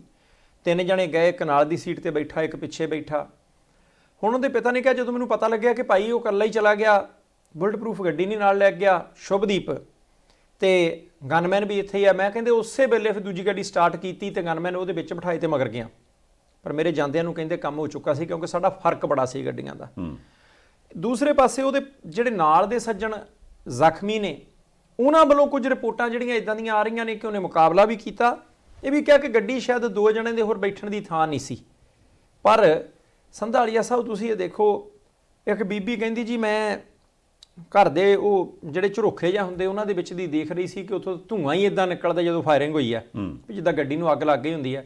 ਤੇ ਇੱਕ ਬੰਦਾ ਉਹ ਕਹਿੰਦੀ ਝੁੱਕ ਕੇ ਫਾਇਰ ਕਰ ਰਿਹਾ ਸੀ, ਦੂਜੇ 2 3 4 ਪਰਲੇ ਪਾਸੇ ਉਹ ਫਾਇਰ ਕਰ ਰਿਹਾ ਸੀ। ਕੋਈ ਕਹਿੰਦਾ ਜੀ ਇੱਥੇ ਇੱਕ ਵੀਡੀਓ ਵੀ ਬਣਾਉਣ ਲੱਗਿਆ ਸੀ ਤੇ ਉਧਰਲੇ ਪਾਸੇ ਨੂੰ ਵੀ ਗੋਲੀਆਂ ਚਲਾਈਆਂ। ਕੁਝ ਕੰਧਾਂ ਦੀਆਂ ਫੋਟੋ ਆਈਆਂ ਨੇ, ਕੰਧਾਂ ਦੇ ਵਿੱਚ ਐਡੜੀਆਂ ਮੋਰੀਆਂ ਤਾਂ ਨਹੀਂ ਹੋਈਆਂ, ਜਣੀ ਉਹਨਾਂ ਕੁ ਥਾਂ ਜਿਹਾ ਗੋਲੀਆਂ ਲਾ ਕੇ ਗੋਲੀਆਂ ਜੇ ਵਿੱਚੇ ਫਸੀਆਂ। ਤੇ ਸੰਧਾਲੀਆ ਸਾਹਿਬ ਜਿਹੜੇ ਕੰਧ ਨੂੰ ਨਹੀਂ ਛੱਡਦੀ, ਉਹਨਾਂ ਨੇ ਬੰਦਾ ਕਿੱਥੋਂ ਛੱਡਣਾ। ਪਰ ਜਿਹੜੀ ਸਿਰ 'ਚ ਗੋਲੀ ਮਾਰੀ ਗਈ ਹੈ, ਉਸ ਗੋਲੀ ਨੇ ਫਿਰ ਬਹੁਤਾ ਨੁਕਸਾਨ ਕੀਤਾ, ਜਿਹਦੇ ਕਰਕੇ ਉਹ ਬੰਦਾ ਅੱਜ ਵਿੱਚ ਨਹੀਂ ਦੁਨੀਆ ਦੇ। ਇਹ ਜੋ ਕੁਝ ਵੀ ਘਟਿਆ ਵਾਪਰਿਆ, ਉਹਦੇ ਲਈ ਮੇਰੇ ਖਿਆਲ ਨਾਲ ਜਿੰਨੀ ਨਿੰਦਾ ਕੀਤੀ ਆ ਵੀ ਉਨੀ ਘਟਿਆ। ਪਰ ਚਲੋ ਇੱਕ ਗੱਲ ਤਾਂ ਹੈਗੀ ਆ ਵੀ ਇਹਦੇ ਨਾਲ ਇੱਕ ਕਹਿੰਦਾ ਵੀ ਇੱਕ ਟਰਨਿੰਗ ਪੁਆਇੰਟ ਆ ਜਾਂਦਾ ਜੀ। ਨੁਕਸਾਨ ਬਹੁਤ ਵੱਡਾ ਹੁਣ ਹੀ ਚਲੋ ਲੋਕਾਂ ਦੀਆਂ ਅੱਖਾਂ ਖੁੱਲ੍ਹ ਜਾਣ, ਉਹਨਾਂ ਲੋਕਾਂ ਦੀਆਂ ਅੱਖਾਂ ਖੁੱਲ੍ਹ ਜਾਣ ਜਿਹੜਿਆਂ ਲੋਕਾਂ ਕੋਲੇ ਹਰਾ ਪੈਨ ਹੁਣ ਹੈਗਾ, ਜਾਂ ਜਿਹਨਾਂ ਲੋਕਾਂ ਕੋਲੇ ਪਹਿਲਾਂ ਸੀਗਾ ਵੀ ਯਾਰ ਆਹ ਜਿਹੜਾ ਹਰਾ ਪੈਨ ਆ ਜੇ ਕਿਤੇ ਮੌਕੇ 'ਤੇ ਚਲਾਇਆ ਗਿਆ ਹੁੰਦਾ ਤਾਂ ਸ਼ਾਇਦ ਆਹ ਨੁਕਸਾਨ ਨਾ ਹੁੰਦਾ। ਹੁਣ ਕਾਰਨ ਇਹ ਆ ਨਾ ਵੀ ਹੁਣ ਦੇਖੋ ਹੱਥਾਂ ਨੂੰ ਦੰਦੀਆਂ ਵੱਢ ਸਕਦੇ ਆਪਾਂ, ਇਸ ਤੋਂ ਇਲਾਵਾ ਹੋਰ ਕਰ ਤਾਂ ਕੁਛ ਨਹੀਂ ਸਕਦੇ। ਅੱਜ ਹੁਣ ਜਦੋਂ ਆਪਾਂ ਇਸ ਵਕਤ ਗੱਲ ਕਰਦੇ ਪਏ ਹਾਂ, ਚੰਦ ਘੜੀਆਂ ਬਾਅਦ ਉਹੀ ਮਾਪਿਆਂ ਦਾ 6 ਫੁੱਟਾ ਪੁੱਤ ਜਿਹੜਾ ਕੱਲ੍ਹ ਤੱਕ ਉਹਨਾਂ ਦੇ ਕੋਲ ਸੀਗਾ ਉਹ ਘਰੇ ਪਿਆ ਹੋਣਾ, ਉਹਨੂੰ ਲੱਖ ਠਾਉਣ ਦੀ ਕੋਸ਼ਿਸ਼ ਕਰਨ ਉਹਨੇ ਉੱਠਣਾ ਨਹੀਂ। ਇਹਦਾ ਮਤਲਬ ਉਹ ਵੇਲਾ ਘੜੀ ਲੰਘ ਗਿਆ। ਪਰ ਹਾਂ ਜੇ ਉਹ ਵੇਲੇ ਤੋਂ ਪਹਿਲਾਂ ਕੋਈ ਨਾ ਕੋਈ ਪ੍ਰਬੰਧ ਕੀਤੇ ਗਏ ਹੁੰਦੇ ਤਾਂ ਸ਼ਾਇਦ ਆਹ ਦਿਨ ਨਾ ਦੇਖਣੇ ਪੈਣ। ਆਪਾਂ ਤਾਂ ਇਹੀ ਬੇਨਤੀ ਕਰਦੇ ਹਾਂ ਸਰਕਾਰਾਂ ਨੂੰ ਵੀ, ਪ੍ਰਸ਼ਾਸਨ ਨੂੰ ਵੀ, ਉਹਨਾਂ ਹਰੇਕ ਬੰਦਿਆਂ ਨੂੰ ਜਿਹੜਾ ਕਿਤੇ ਨਾ ਕਿਤੇ ਵੀ ਇਸ ਚੀਜ਼ ਨੂੰ ਸੈੱਟ ਕਰ ਸਕਦਾ ਵੀ ਯਾਰ ਹੁਣ ਆਪਾਂ ਜ਼ਰੂਰ ਮੋੜਾ ਕੱਟ ਲਈਏ ਵੀ ਕੱਲ੍ਹ ਨੂੰ ਇਹੋ ਜਿਹਾ ਦਿਨ ਕੋਈ ਨਾ ਦੇਖਣਾ ਪਵੇ। ਦੇਖੋ ਇੱਕ ਗੱਲ ਸੰਧਾਲੀਆ ਸਾਹਿਬ ਕਲੀਅਰ ਹੈ ਕਿ ਅਸੀਂ ਕਿਸੇ ਦੇ ਉੱਤੇ ਉਂਗਲਾਂ ਚੱਕੀਏ। ਮੈਨੂੰ ਲੱਗਦਾ ਕਿ ਪਿਛਲੇ 10-12 ਸਾਲਾਂ ਦੀ, 3 ਸਾਲਾਂ ਦੀ, 8 ਸਾਲ 14 ਦੀ ਹਿਸਟਰੀ ਫੋਲ ਲਈ ਜਾਵੇ, ਬਹੁਤੇ ਜਿਹੜੇ ਬੰਦੇ ਕਤਲੋ ਗਾਰਤ ਦੇ ਵਿੱਚ ਫੜੇ ਗਏ ਨੇ ਪਿਛਲੇ ਸਮੇਂ 'ਚ, ਫਰੌਤੀਆਂ ਮੰਗਦੇ ਫੜੇ ਗਏ ਆ, ਆਮ ਘਰਾਂ ਦੇ ਹੁੰਦੇ ਸੀ। ਉਹਦੇ ਤੋਂ ਬਾਅਦ ਇਧਰਲੇ ਪਾਸੇ ਨੂੰ ਆਏ। ਲੱਖਾ ਸਿਧਾਣਾ ਕਈ ਗੱਲਾਂ ਕਰਦਾ ਹੁੰਦਾ ਕਿ ਭਾਈ ਇਦਾਂ ਵਰਤਦੇ ਰਹਿੰਦੇ ਆ। ਹੋਰ ਵੀ ਕਈ ਬੰਦੇ ਦੱਸਦੇ ਹੁੰਦੇ ਆ ਕਿ ਭਾਈ ਅਸੀਂ ਪਹਿਲਾਂ ਇਹਦੇ ਨਾਲ ਸੀ, ਉਹਨੇ ਆਪਣੇ ਕੰਮਾਂ ਕਾਰਾਂ ਦੇ ਲਈ ਸਾਨੂੰ ਵਰਤਿਆ। ਤੇ ਬਹੁਤਾ ਕਰਕੇ ਸਿਆਸਤਦਾਨ ਨਾਲ ਉਂਗਲੀਆਂ ਹੁੰਦੀਆਂ ਉਹਨਾਂ ਦੀਆਂ ਕਿ ਇਹ ਕਰਦੇ ਆ। ਅਸੀਂ ਨਹੀਂ ਕਿਸੇ ਨੂੰ ਮਾੜਾ ਕਹਿੰਦੇ, ਅਸੀਂ ਨਹੀਂ ਚੰਗਾ। ਜੇ ਤਾਂ ਪੰਜਾਬ ਬਚਾਉਣਾ, ਜੇ ਭਵਿੱਖ ਦੇ ਵਿੱਚ ਸਿੱਧੂ ਮੂਸੇ ਵਾਲੇ ਵਾਂਗੂ ਜਿਉਂਦਾ ਜਾਗਦਾ ਬੰਦਾ ਲੋਥ ਦੇ ਵਿੱਚ ਤਬਦੀਲ ਹੁੰਦਾ ਅਸੀਂ ਨਹੀਂ ਦੇਖਣਾ ਚਾਹੁੰਦੇ, ਫਿਰ ਠੋਕ ਕੇ ਜਾਂਚ ਹੋਵੇ। ਜਿਨ੍ਹਾਂ ਨੇ ਗੈਂਗਸਟਰ ਕਲਚਰ ਨੂੰ ਪਨਾਹ ਦਿੱਤੀ, ਜਿਨ੍ਹਾਂ ਨੇ ਗੈਂਗਸਟਰਾਂ ਨੂੰ ਕਿਹਾ ਕਿ ਭਾਈ ਉੱਠ ਜਿਹਨੂੰ ਮਰਜ਼ੀ ਭੁੰਨ ਦੇ, ਕੋਈ ਗੱਲ ਨਹੀਂ ਅਸੀਂ ਖਲੋਤੇ ਹਾਂ ਪਰ ਸਾਡਾ ਕੰਮ ਜ਼ਰੂਰ ਕਰਨਾ, ਉਹਨਾਂ ਤੱਕ ਅਪੜਿਆ ਜਾਏ। ਨਸ਼ਾ ਵਿਕਦਾ ਨਾ, ਆਪਾਂ ਕਹਿੰਦੇ ਕਿ ਪਰਚੂਨ 'ਚ ਵੇਚਣ ਵਾਲੀ ਜਗ੍ਹਾ ਦੇ ਉੱਤੇ ਥੋਕ 'ਚ ਵੇਚਣ ਵਾਲਾ ਫੜੋ, ਪਰਚੂਨ ਵਾਲੇ ਆਪੇ ਮੁੱਕ ਜਾਣੇ ਆ। ਹੁਣ ਗੈਂਗਸਟਰ ਤਾਂ ਫੜਨੇ ਅੱਧੇ ਤਾਂ ਜੇਲ੍ਹਾਂ 'ਚ ਹੀ ਨੇ, ਜੇਲ੍ਹਾਂ 'ਚ ਆਪਰੇਟ ਕਰੀ ਜਾਂਦੇ ਆ। ਪਰ ਉਹਨਾਂ ਨੂੰ ਉੱਪਰ ਕੌਣ ਲੈ ਕੇ ਆਇਆ ਸੀ ਸਭ ਪਤਾ ਲੱਗ ਸਕਦਾ। ਉਹ ਬੰਦੇ ਚੱਕ ਕੇ ਅੰਦਰ ਦੇਣੇ ਚਾਹੀਦੇ ਆ ਤਾਂ ਜੋ ਭਵਿੱਖ ਦੇ ਵਿੱਚ ਗੈਂਗਸਟਰ ਤਾਂ ਕੀ ਉਹਨਾਂ ਨੂੰ ਪੈਦਾ ਕਰਨ ਦੀ ਵੀ ਕੋਈ ਹਿੰਮਤ ਜਿਹੜੀ ਉੱਪਰਲੇ ਪਾਸਿਓਂ ਕਰ ਨਾ ਸਕੇ। ਗੱਲ ਫਿਰ ਬਣਦੀ ਹੈ ਜੇ ਢੱਕ ਲਪੇਟ ਕੇ ਸਿੱਟ ਦਿੱਤਾ ਗਿਆ ਮਸਲਾ ਜਿੱਦਾਂ ਪਿਛਲੇ ਸਮੇਂ 'ਚ ਸਿੱਟਿਆ ਜਾਂਦਾ ਰਿਹਾ, ਫਿਰ ਸੰਧਾਲੀਆ ਸਭ ਖਬਰਾਂ ਨੇ ਦੁਬਾਰਾ ਆ ਜਾਣਗੇ, ਆਪਾਂ ਇੱਦਾਂ ਟੇਬਲ ਕੁਰਸੀ ਤੇ ਬੈਠੇ ਹੋਣਾ। ਹੁਣ ਤੁਸੀਂ ਦੇਖੋ ਕਿ ਘਟਨਾ ਪੰਜਾਬ 'ਚ ਵਾਪਰਦੀ ਹੈ, ਜੋ ਚਰਚਾਵਾਂ ਨੇ ਅਜੇ, ਕਿਉਂਕਿ ਕਲੈਰਿਟੀ ਤਾਂ ਆਉਣ ਵਾਲੇ ਦਿਨਾਂ 'ਚ ਪੁਲਿਸ ਪ੍ਰਸ਼ਾਸਨ ਕਰੂਗਾ ਵੀ ਸ਼ਾਇਦ ਇਹ ਸਾਰਾ ਕੁਝ ਜੋ ਰਚਿਆ ਘੜਿਆ ਗਿਆ ਉਹ ਤਿਹਾੜ ਜੇਲ੍ਹ ਨਾਲ ਜਾ ਕੇ ਜੁੜਦਾ ਜੀ। ਹੁਣ ਉੱਥੋਂ ਵੀ ਉਹ ਕਹਿੰਦੇ ਨੇ ਵੀ ਕੋਈ ਫੋਨ ਕਾਲ ਹੁੰਦੀ ਹੈ ਜੀ, ਕੋਈ ਕਿਤੇ ਨਾ ਕਿਤੇ ਗਾਂ ਦੀ ਗਾਂ ਲਿੰਕ ਹੁੰਦਾ। ਚਲੋ ਉਹ ਪੁਲਿਸ ਲੱਭੇਗੀ ਵੀ ਕਿਹਦਾ ਲਿੰਕ ਹੈ, ਕਿਉਂ ਲਿੰਕ ਹੈ, ਕਿਵੇਂ ਲਿੰਕ ਹੈ। ਪਰ ਤੁਸੀਂ ਇਹ ਦੇਖੋ ਵੀ ਪੰਜਾਬ 'ਚ ਵਾਪਰੀ ਘਟਨਾ ਦੇ ਬਾਰੇ 'ਚ ਜੋ ਸ਼ਬਦ ਉਹ ਵਰਤਦੇ ਨੇ ਵੀ ਸਾਜ਼ਿਸ਼ ਰਚਣ ਵਾਲਾ ਕੰਮ ਜਿਹੜਾ ਉਹ ਪੰਜਾਬੋਂ ਬਾਹਰ, ਉਹ ਵੀ ਕਿਸੇ ਅੱਤ ਸੁਰੱਖਿਅਤ ਜੇਲ੍ਹ ਦੇ ਵਿੱਚੋਂ ਹੁੰਦਾ, ਤੇ ਫਿਰ ਬੰਦਾ ਕਿਹੜੀ ਥਾਂ ਬਾਰੇ ਸੋਚੇ ਵੀ ਹਾਂ ਥਾਂ ਚੰਗੀ ਹੋ ਸਕਦੀ। ਇਹ ਦੂਜੀ ਗੱਲ ਮੈਂ ਅੱਗੇ ਵੀ ਕਹਿਣਾ ਜ਼ਿਕਰ ਕਰਦਾ ਨਾ, ਆਪਾਂ ਜਦੋਂ ਜੇਲ੍ਹ ਸ਼ਬਦ ਵਰਤਦੇ ਹਾਂ ਆਪਾਂ ਨੂੰ ਲੱਗਦਾ ਵੀ ਜੇਲ੍ਹ ਮਤਲਬ ਜੇਲ੍ਹ ਬੰਦੀ, ਜੇਲ੍ਹ 'ਚ ਬੰਦਾ ਬੰਦ ਹੈ। ਪਰ ਉਹਦੇ ਨਾਲ ਇੱਕ ਸ਼ਬਦ ਹੋਰ ਲਿਖਿਆ ਹੁੰਦਾ ਸੁਧਾਰ ਘਰ। ਤੇ ਫਿਰ ਸੁਧਾਰ ਕਾਹਦਾ ਹੋਇਆ ਦੱਸੋ? ਨਹੀਂ ਇਹ ਬੜੀ ਵੱਡੀ ਸਮੱਸਿਆ। ਲਾਰੈਂਸ ਬਿਸ਼ਨੋਈ ਹੋਰਾਂ ਦੇ ਗੈਂਗ ਦਾ ਨਾਂ ਲੱਗਦਾ, ਚਰਚਾ ਚੱਲਦੀ ਹੈ ਕਿ ਜ਼ਿੰਮੇਵਾਰੀਆਂ ਲਈਆਂ ਗਈਆਂ ਵਿਦੇਸ਼ੋਂ। ਗੋਲਡੀ ਬਰਾੜ ਉਹਨਾਂ ਦਾ ਨਾਮ, ਜਿਨ੍ਹਾਂ ਦੀ ਚਰਚਾ ਚੱਲਦੀ ਹੈ। ਉਹ ਬੰਦਾ ਅਦਾਲਤ 'ਤੇ ਚਲਾ ਗਿਆ ਆਪਣੇ ਵਕੀਲ ਦੇ ਰਾਹੀਂ ਕਿ ਪੰਜਾਬ ਪੁਲਿਸ ਜੇ ਮੇਰਾ ਰਿਮਾਂਡ ਲੈਣ ਦੀ ਹੁਣ ਕੋਸ਼ਿਸ਼ ਕਰੂ, ਪ੍ਰੋਡਕਸ਼ਨ ਵਾਰੰਟ ਇਹੀ ਹੁੰਦਾ। ਹੁਣ ਜੇ ਉਹ ਲੈਣ ਦੀ ਕੋਸ਼ਿਸ਼ ਕਰੂ ਤਾਂ ਉਹਨਾਂ ਨੂੰ ਦਿੱਤਾ ਨਾ ਜਾਵੇ। ਵੀਡੀਓ ਕਾਲ ਦੇ ਰਾਹੀਂ ਤਾਂ ਭਾਵੇਂ ਤੁਸੀਂ ਮੇਰੀ ਪੁੱਛਗਿੱਛ ਕਰਾ ਲਓ, ਕੋਈ ਗੱਲ ਨਹੀਂ, ਕਿਉਂਕਿ ਉਹਨਾਂ ਨੇ ਕਹਿੰਦੇ ਜੀ ਮੇਰਾ ਐਨਕਾਊਂਟਰ ਕਰ ਦੇਣਾ। ਹੁਣ ਕਮਾਲ ਦੀ ਗੱਲ ਹੈ, ਜੇਲ੍ਹਾਂ ਦੇ ਵਿੱਚ ਹਜ਼ਾਰਾਂ ਬੰਦੇ ਨੇ, ਤੁਹਾਡਾ ਹੀ ਐਨਕਾਊਂਟਰ ਕਿਉਂ ਕਰਨਾ? ਉਹਨਾਂ ਨੇ NIA ਅਦਾਲਤ ਨੂੰ ਇਹ ਅਰਜ਼ੀ ਦਿੱਤੀ। ਉਹ ਮੂਹਰੋਂ ਕਹਿੰਦੇ ਨਹੀਂ ਜੀ ਇਹ ਸੂਬਾ ਸਰਕਾਰ ਦਾ ਵਿਸ਼ਾ, ਸੁਰੱਖਿਆ ਦਾ, ਇਹਨਾਂ ਸਾਰੀਆਂ ਚੀਜ਼ਾਂ ਦਾ। ਉਹਨਾਂ ਨੇ ਅਰਜ਼ੀ 'ਚ ਸੁਣਵਾਈ ਕਰਨ ਤੋਂ ਨਾ ਕਰ ਦਿੱਤੀ। ਹੁਣ ਹੋਰ ਵੀ ਕਈ ਬੰਦੇ ਹੋਣਗੇ, ਕਿਉਂਕਿ ਇੱਕ ਗੱਲ ਤਾਂ ਪੱਕੀ ਆ ਕਿ ਜੇਲ੍ਹਾਂ 'ਚੋਂ ਫੋਨ ਹੁੰਦੇ ਆ, ਇੱਕ ਗੱਲ ਤਾਂ ਪੱਕੀ ਆ ਕਿ ਜੇਲ੍ਹਾਂ 'ਚੋਂ ਫਰੌਤੀਆਂ ਮੰਗੀਆਂ ਜਾਂਦੀਆਂ, ਤੇ ਉਹਦੇ ਤੋਂ ਬਾਅਦ ਆਪਣੇ ਬਾਹਰਲੇ ਬੰਦਿਆਂ ਨੂੰ ਫੋਨ ਕਰਕੇ ਆ ਜਾਂਦਾ ਕਿ ਤੂੰ ਇੰਨੇ ਰੁਪਈਏ ਲੈ ਆਓ। ਤੇ ਫਿਰ ਜੇ ਜੇਲ੍ਹਾਂ ਦੇ ਵਿੱਚੋਂ ਆ ਕੰਮ ਹੁੰਦਾ, ਸੁਧਾਰ ਘਰ ਦੀ ਜਗ੍ਹਾ ਦੇ ਉੱਤੇ ਵਿਗਾੜ ਘਰ ਬਣਿਓ ਆ, ਫਿਰ ਜੇ ਕਿਸੇ ਦਾ ਕੋਈ ਰਿਮਾਂਡ ਲੈਣਾ ਪੈਂਦਾ, ਕਿਸੇ ਨੂੰ ਵਾਰੰਟ ਦੇ ਉੱਤੇ ਲਿਆਉਣਾ ਪੈਂਦਾ, ਕਿਸੇ ਤੋਂ ਪੁੱਛਗਿੱਛ ਕਰਨੀ ਪੈਂਦੀ, ਸਾਰਾ ਉਲਝਿਆ ਤਾਣਾ ਬਾਣਾ ਸੁਲਝਾਉਣ ਦੇ ਲਈ ਜੇ ਜਾਣਕਾਰੀਆਂ ਕਿਸੇ ਨਾ ਕਿਸੇ ਤਰੀਕੇ ਖਿੱਚਣੀਆਂ ਪੈਂਦੀਆਂ, ਖਿੱਚਣੀਆਂ ਚਾਹੀਦੀਆਂ। ਪਰ ਹੁਣ ਇਹ ਕੰਮ ਮੁੱਕਣਾ ਨਹੀਂ ਚਾਹੀਦਾ। ਇਹ ਖਬਰਾਂ ਕੋਈ ਖਬਰਾਂ ਥੋੜੀ ਹੈ ਕਿ ਜੇਲ੍ਹਾਂ ਦੇ ਵਿੱਚੋਂ ਜੀ 12 ਮੋਬਾਈਲ ਫੜ ਲੈ, ਨਸ਼ੀਲੇ ਪਦਾਰਥ ਫੜ ਲੈ, ਇਤਰਾਜ਼ਯੋਗ ਵਸਤੂ ਫੜ ਲਈ ਨਾ।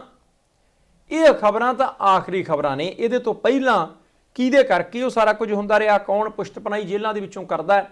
ਹੁਣ ਪਿਛਲੇ ਦਿਨ ਇਹ ਖਬਰ ਆਈ ਸੀ ਕਿ ਕਿਤਾਬਾਂ ਰੱਖਣ ਦੇ ਲਈ ਜਾਂ ਧਾਰਮਿਕ ਜਿਹੜੀਆਂ ਚੀਜ਼ਾਂ ਕਿਤਾਬਾਂ ਰੱਖਣ ਦੇ ਲਈ ਉੱਥੇ ਇੱਕ ਬੰਦੇ ਨੇ ਉਹਨਾਂ ਦੇ ਵਿੱਚੋਂ ਕੋਈ ਲੱਕੜ ਦਾ ਖਾਨਾ ਬਣਾਇਆ ਸੀ, ਉਹਦੇ ਵਿੱਚ ਮੋਬਾਈਲ ਲੁਕੋ ਕੇ ਰੱਖਦਾ ਸੀ। ਹੁਣ ਉਹ ਜਾਂਚ ਪੜਤਾਲ ਹੋਣੀ ਚਾਹੀਦੀ ਹੈ ਕਿ ਆਖਿਰਕਾਰ ਇਹਨਾਂ ਨੂੰ ਇੰਨੀ ਢਿੱਲ ਮਿਲਦੀ ਕਿੱਦਾਂ?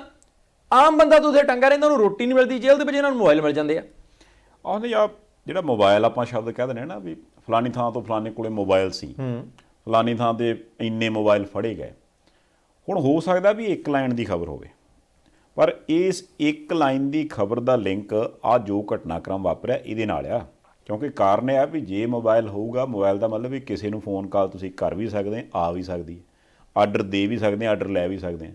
ਜੇ ਆਰਡਰ ਜਾਂਦਾ ਆ, ਆਰਡਰ ਆਉਂਦਾ ਆ, ਤੇ ਫਿਰ ਉਹ ਮੋਬਾਈਲ ਭਾਵੇਂ ਤੁਸੀਂ ਜੇਲ੍ਹ 'ਚ ਬੈਠੇ ਵਰਤ ਰਹੇ ਹੋ, ਚਾਹੇ ਅਫਸਰ ਬਣ ਕੇ ਵਰਤ ਰਹੇ ਹੋ, ਚਾਹੇ ਕਿਤੇ ਵਿਦੇਸ਼ 'ਚ ਬੈਠੇ ਵਰਤ ਰਹੇ ਹੋ, ਗੱਲ ਆ ਵੀ ਨੁਕਸਾਨ ਤੇ ਉਹਨੇ ਉਨਾ ਹੀ ਕੀਤਾ ਨਾ। ਹੁਣ ਪਿਛਲੇ ਦਿਨੀ ਵੀ ਚਰਚਾ ਚੱਲੀ ਸੀ, ਇਸ ਤੋਂ ਪਿਛਲੀ ਸਰਕਾਰ ਵੇਲੇ ਜਿਹੜੇ ਜੇਲ੍ਹ ਮੰਤਰੀ ਸੀ ਰੰਧਾਵਾ ਸਾਹਿਬ, ਉਹ ਵੀ ਕਹਿੰਦੇ ਰਹੇ, ਹੁਣ ਵਾਲੇ ਮੰਤਰੀ ਸਾਹਿਬ ਵੀ ਕਹਿੰਦੇ ਨੇ ਵੀ ਅਸੀਂ ਤਕਨੀਕ ਵਰਤਣੀ ਹੈ ਜੀ, ਅਸੀਂ ਜੈਮਰ ਲਾ ਦਿਆਂਗੇ ਜੀ, ਉਸ ਤੋਂ ਬਾਅਦ ਜੇਲ੍ਹ 'ਚੋਂ ਨਾ ਕਾਲ ਆਊਗੀ, ਨਾ ਕਾਲ ਜਾਊਗੀ। ਹੁਣ ਗੱਲ ਇਹ ਆ ਵੀ ਜੇ ਪੰਜਾਬ ਸਰਕਾਰ ਆਖੇ ਵੀ ਅਸੀਂ ਪੰਜਾਬ ਦੀਆਂ ਜੇਲ੍ਹਾਂ 'ਚ ਲਾ ਦੇਵਾਂਗੇ ਜੈਮਰ, ਨਹੀਂ ਕਾਲ ਹੋਊਗੀ, ਨਾ ਕਾਲ ਆਊਗੀ, ਇੱਥੇ ਹੁਣ ਲਿਖ ਗਾ ਦਿੱਲੀ ਵਾਲੀ ਜੇਲ੍ਹ ਨਾਲ ਜਾ ਕੇ ਜੁੜਦਾ, ਤਿਹਾੜ ਜੇਲ੍ਹ ਨਾਲ।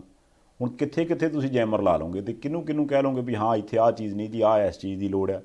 ਸੋ ਕੁੱਲ ਮਿਲਾ ਕੇ ਗੱਲ ਤੇ ਇਹ ਆ WhatsApp ਵੀ ਜਦੋਂ ਤਾਣੀ ਨੂੰ ਐ ਛੇੜ ਕੇ ਵੇਖੀਦਾ ਤੇ ਉਲਝੀ ਲੱਗਦੀ, ਤੇ ਉਸ ਉਲਝਣ ਦੇ ਵਿੱਚੋਂ ਜੇ ਇਹੋ ਜਿਹੇ ਜਵਾਨ ਪੁੱਤਾਂ ਦੀਆਂ ਲਾਸ਼ਾਂ ਲੂਥਾਂ ਨਿਕਲਣੀਆਂ ਨਾ ਤਾਂ ਫਿਰ ਗੱਲ ਮਾੜੀ ਆ।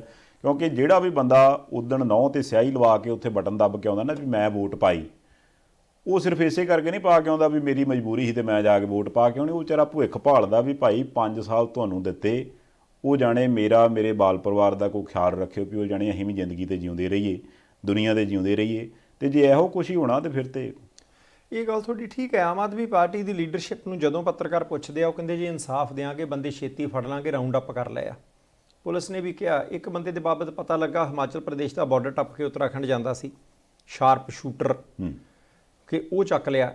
5-6 ਬੰਦੇ ਦੇਹਰਾਦੂਨ ਤੋਂ ਦਬੋਚੇ ਆ। ਜਿਹੜੀ ਕਾਰ ਆਲਟੋ ਦੇ ਵਿੱਚੋਂ ਬਾਅਦ ਵਿੱਚ ਚੇਂਜ ਕਰਕੇ ਭੱਜੇ ਸੀ ਉਹ ਬਰਾਮਦ ਹੋ ਗਈ ਹੈ, ਨੰਬਰ ਪਲੇਟ ਉਹਦੇ ਨਾਲ ਕੋਈ ਨਹੀਂ। ਕਈ ਕੁਛ ਚੱਲੀ ਜਾਂਦਾ, ਬੜੀ ਛੇਤੀ ਜਾਣਕਾਰੀ ਸਾਹਮਣੇ ਆਵੇ। ਅਸੀਂ ਉਮੀਦ ਕਰਦੇ ਹਾਂ ਕਿ ਮਾਮਲੇ ਦੀ ਤਹਿ ਤੱਕ ਪਹੁੰਚਿਆ ਜਾਵੇ। ਬੇਸਿਕ ਗੱਲ ਤਾਂ ਸੰਧਾਲੀਆ ਸਾਹਿਬ ਇਹ ਆ ਕਿ ਜਿਹਨੇ ਸਾਜ਼ਿਸ਼ ਰਚੀ, ਜਿਹਦੇ ਕਰਕੇ ਰਚੀ, ਜਿਹਦੇ ਕਹਿਣ ਤੇ ਰਚੀ, ਤੇ ਜਿਹਨੇ ਉਸ ਸਾਜ਼ਿਸ਼ ਨੂੰ ਅੰਜਾਮ ਦਿੱਤਾ, ਸਾਰੇ ਬੰਦੇ ਅੰਦਰ ਹੋਣੇ ਚਾਹੀਦੇ ਆ ਤੇ ਠੋਕ ਕੇ ਸਜ਼ਾਵਾਂ ਮਿਲਣ, ਭਲਕ ਨੂੰ ਕੋਈ ਬੰਦਾ ਹਿੰਮਤ ਨਾ ਕਰੇ। ਪਰ ਸਿਆਸੀ ਤੌਰ ਦੇ ਉੱਤੇ ਵੀ ਸਰਗਰਮੀ ਪੂਰੀ ਹੈ। ਸ਼੍ਰੋਮਣੀ ਅਕਾਲੀ ਦਲ ਦੇ ਪ੍ਰਧਾਨ ਸੁਖਬੀਰ ਸਿੰਘ ਬਾਦਲ ਸਾਹਿਬ, ਉਹਨਾਂ ਦੀ ਅਗਵਾਈ ਦੇ ਵਿੱਚ ਅਕਾਲੀ ਦਲ ਦੇ ਲੀਡਰਾਂ ਦਾ ਵਫਦ ਰਾਜਪਾਲ ਸਾਹਿਬ ਨੂੰ ਮਿਲਿਆ, ਬਨਵਾਰੀ ਲਾਲ ਭੜੋਤ ਸਾਹਿਬ ਨੂੰ, ਤੇ ਜਾ ਕੇ ਕਹਿੰਦੇ ਜੀ ਆ ਦੇਖ ਲਓ ਪੰਜਾਬ ਸੂਬੇ ਦੇ ਹਾਲਾਤ ਕੀ ਹੋਏ ਪਏ, ਇਹਨਾਂ ਤੋਂ ਰਾਜ ਨਹੀਂ ਹੋ ਸਕਦਾ।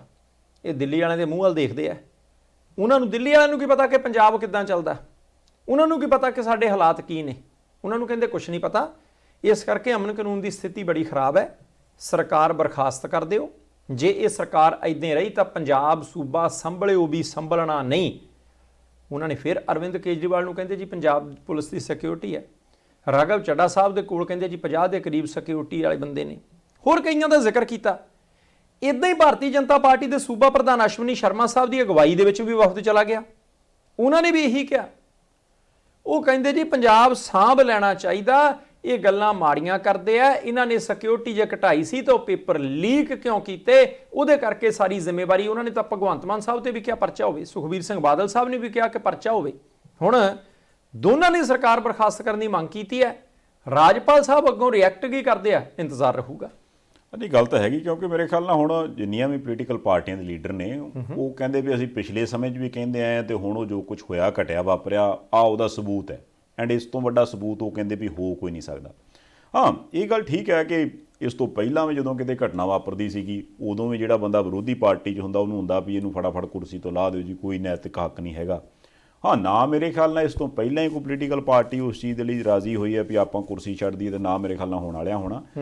ਪਰ ਮੈਨੂੰ ਇਹ ਆ ਵੀ ਜੇ ਤੇ ਬਿਆਨਬਾਜ਼ੀ ਕਰਨੀ ਆ, ਜੇ ਕਿਉਂਕਿ ਇਹਦੇ 'ਚ ਇੱਕ ਚਰਚਾ ਇਹ ਵੀ ਨਿਕਲਦੀ ਜੀ ਬਹੁਤਾ ਕਰਕੇ ਵੀ ਚਲੋ ਇੱਕ ਮੁੱਦਾ ਆ ਗਿਆ, ਉਸ ਮੁੱਦੇ ਦਾ ਕਰਕੇ ਆਪਾਂ 4 ਦਿਨ ਸਿਆਸਤ ਕਰ ਲਈਏ।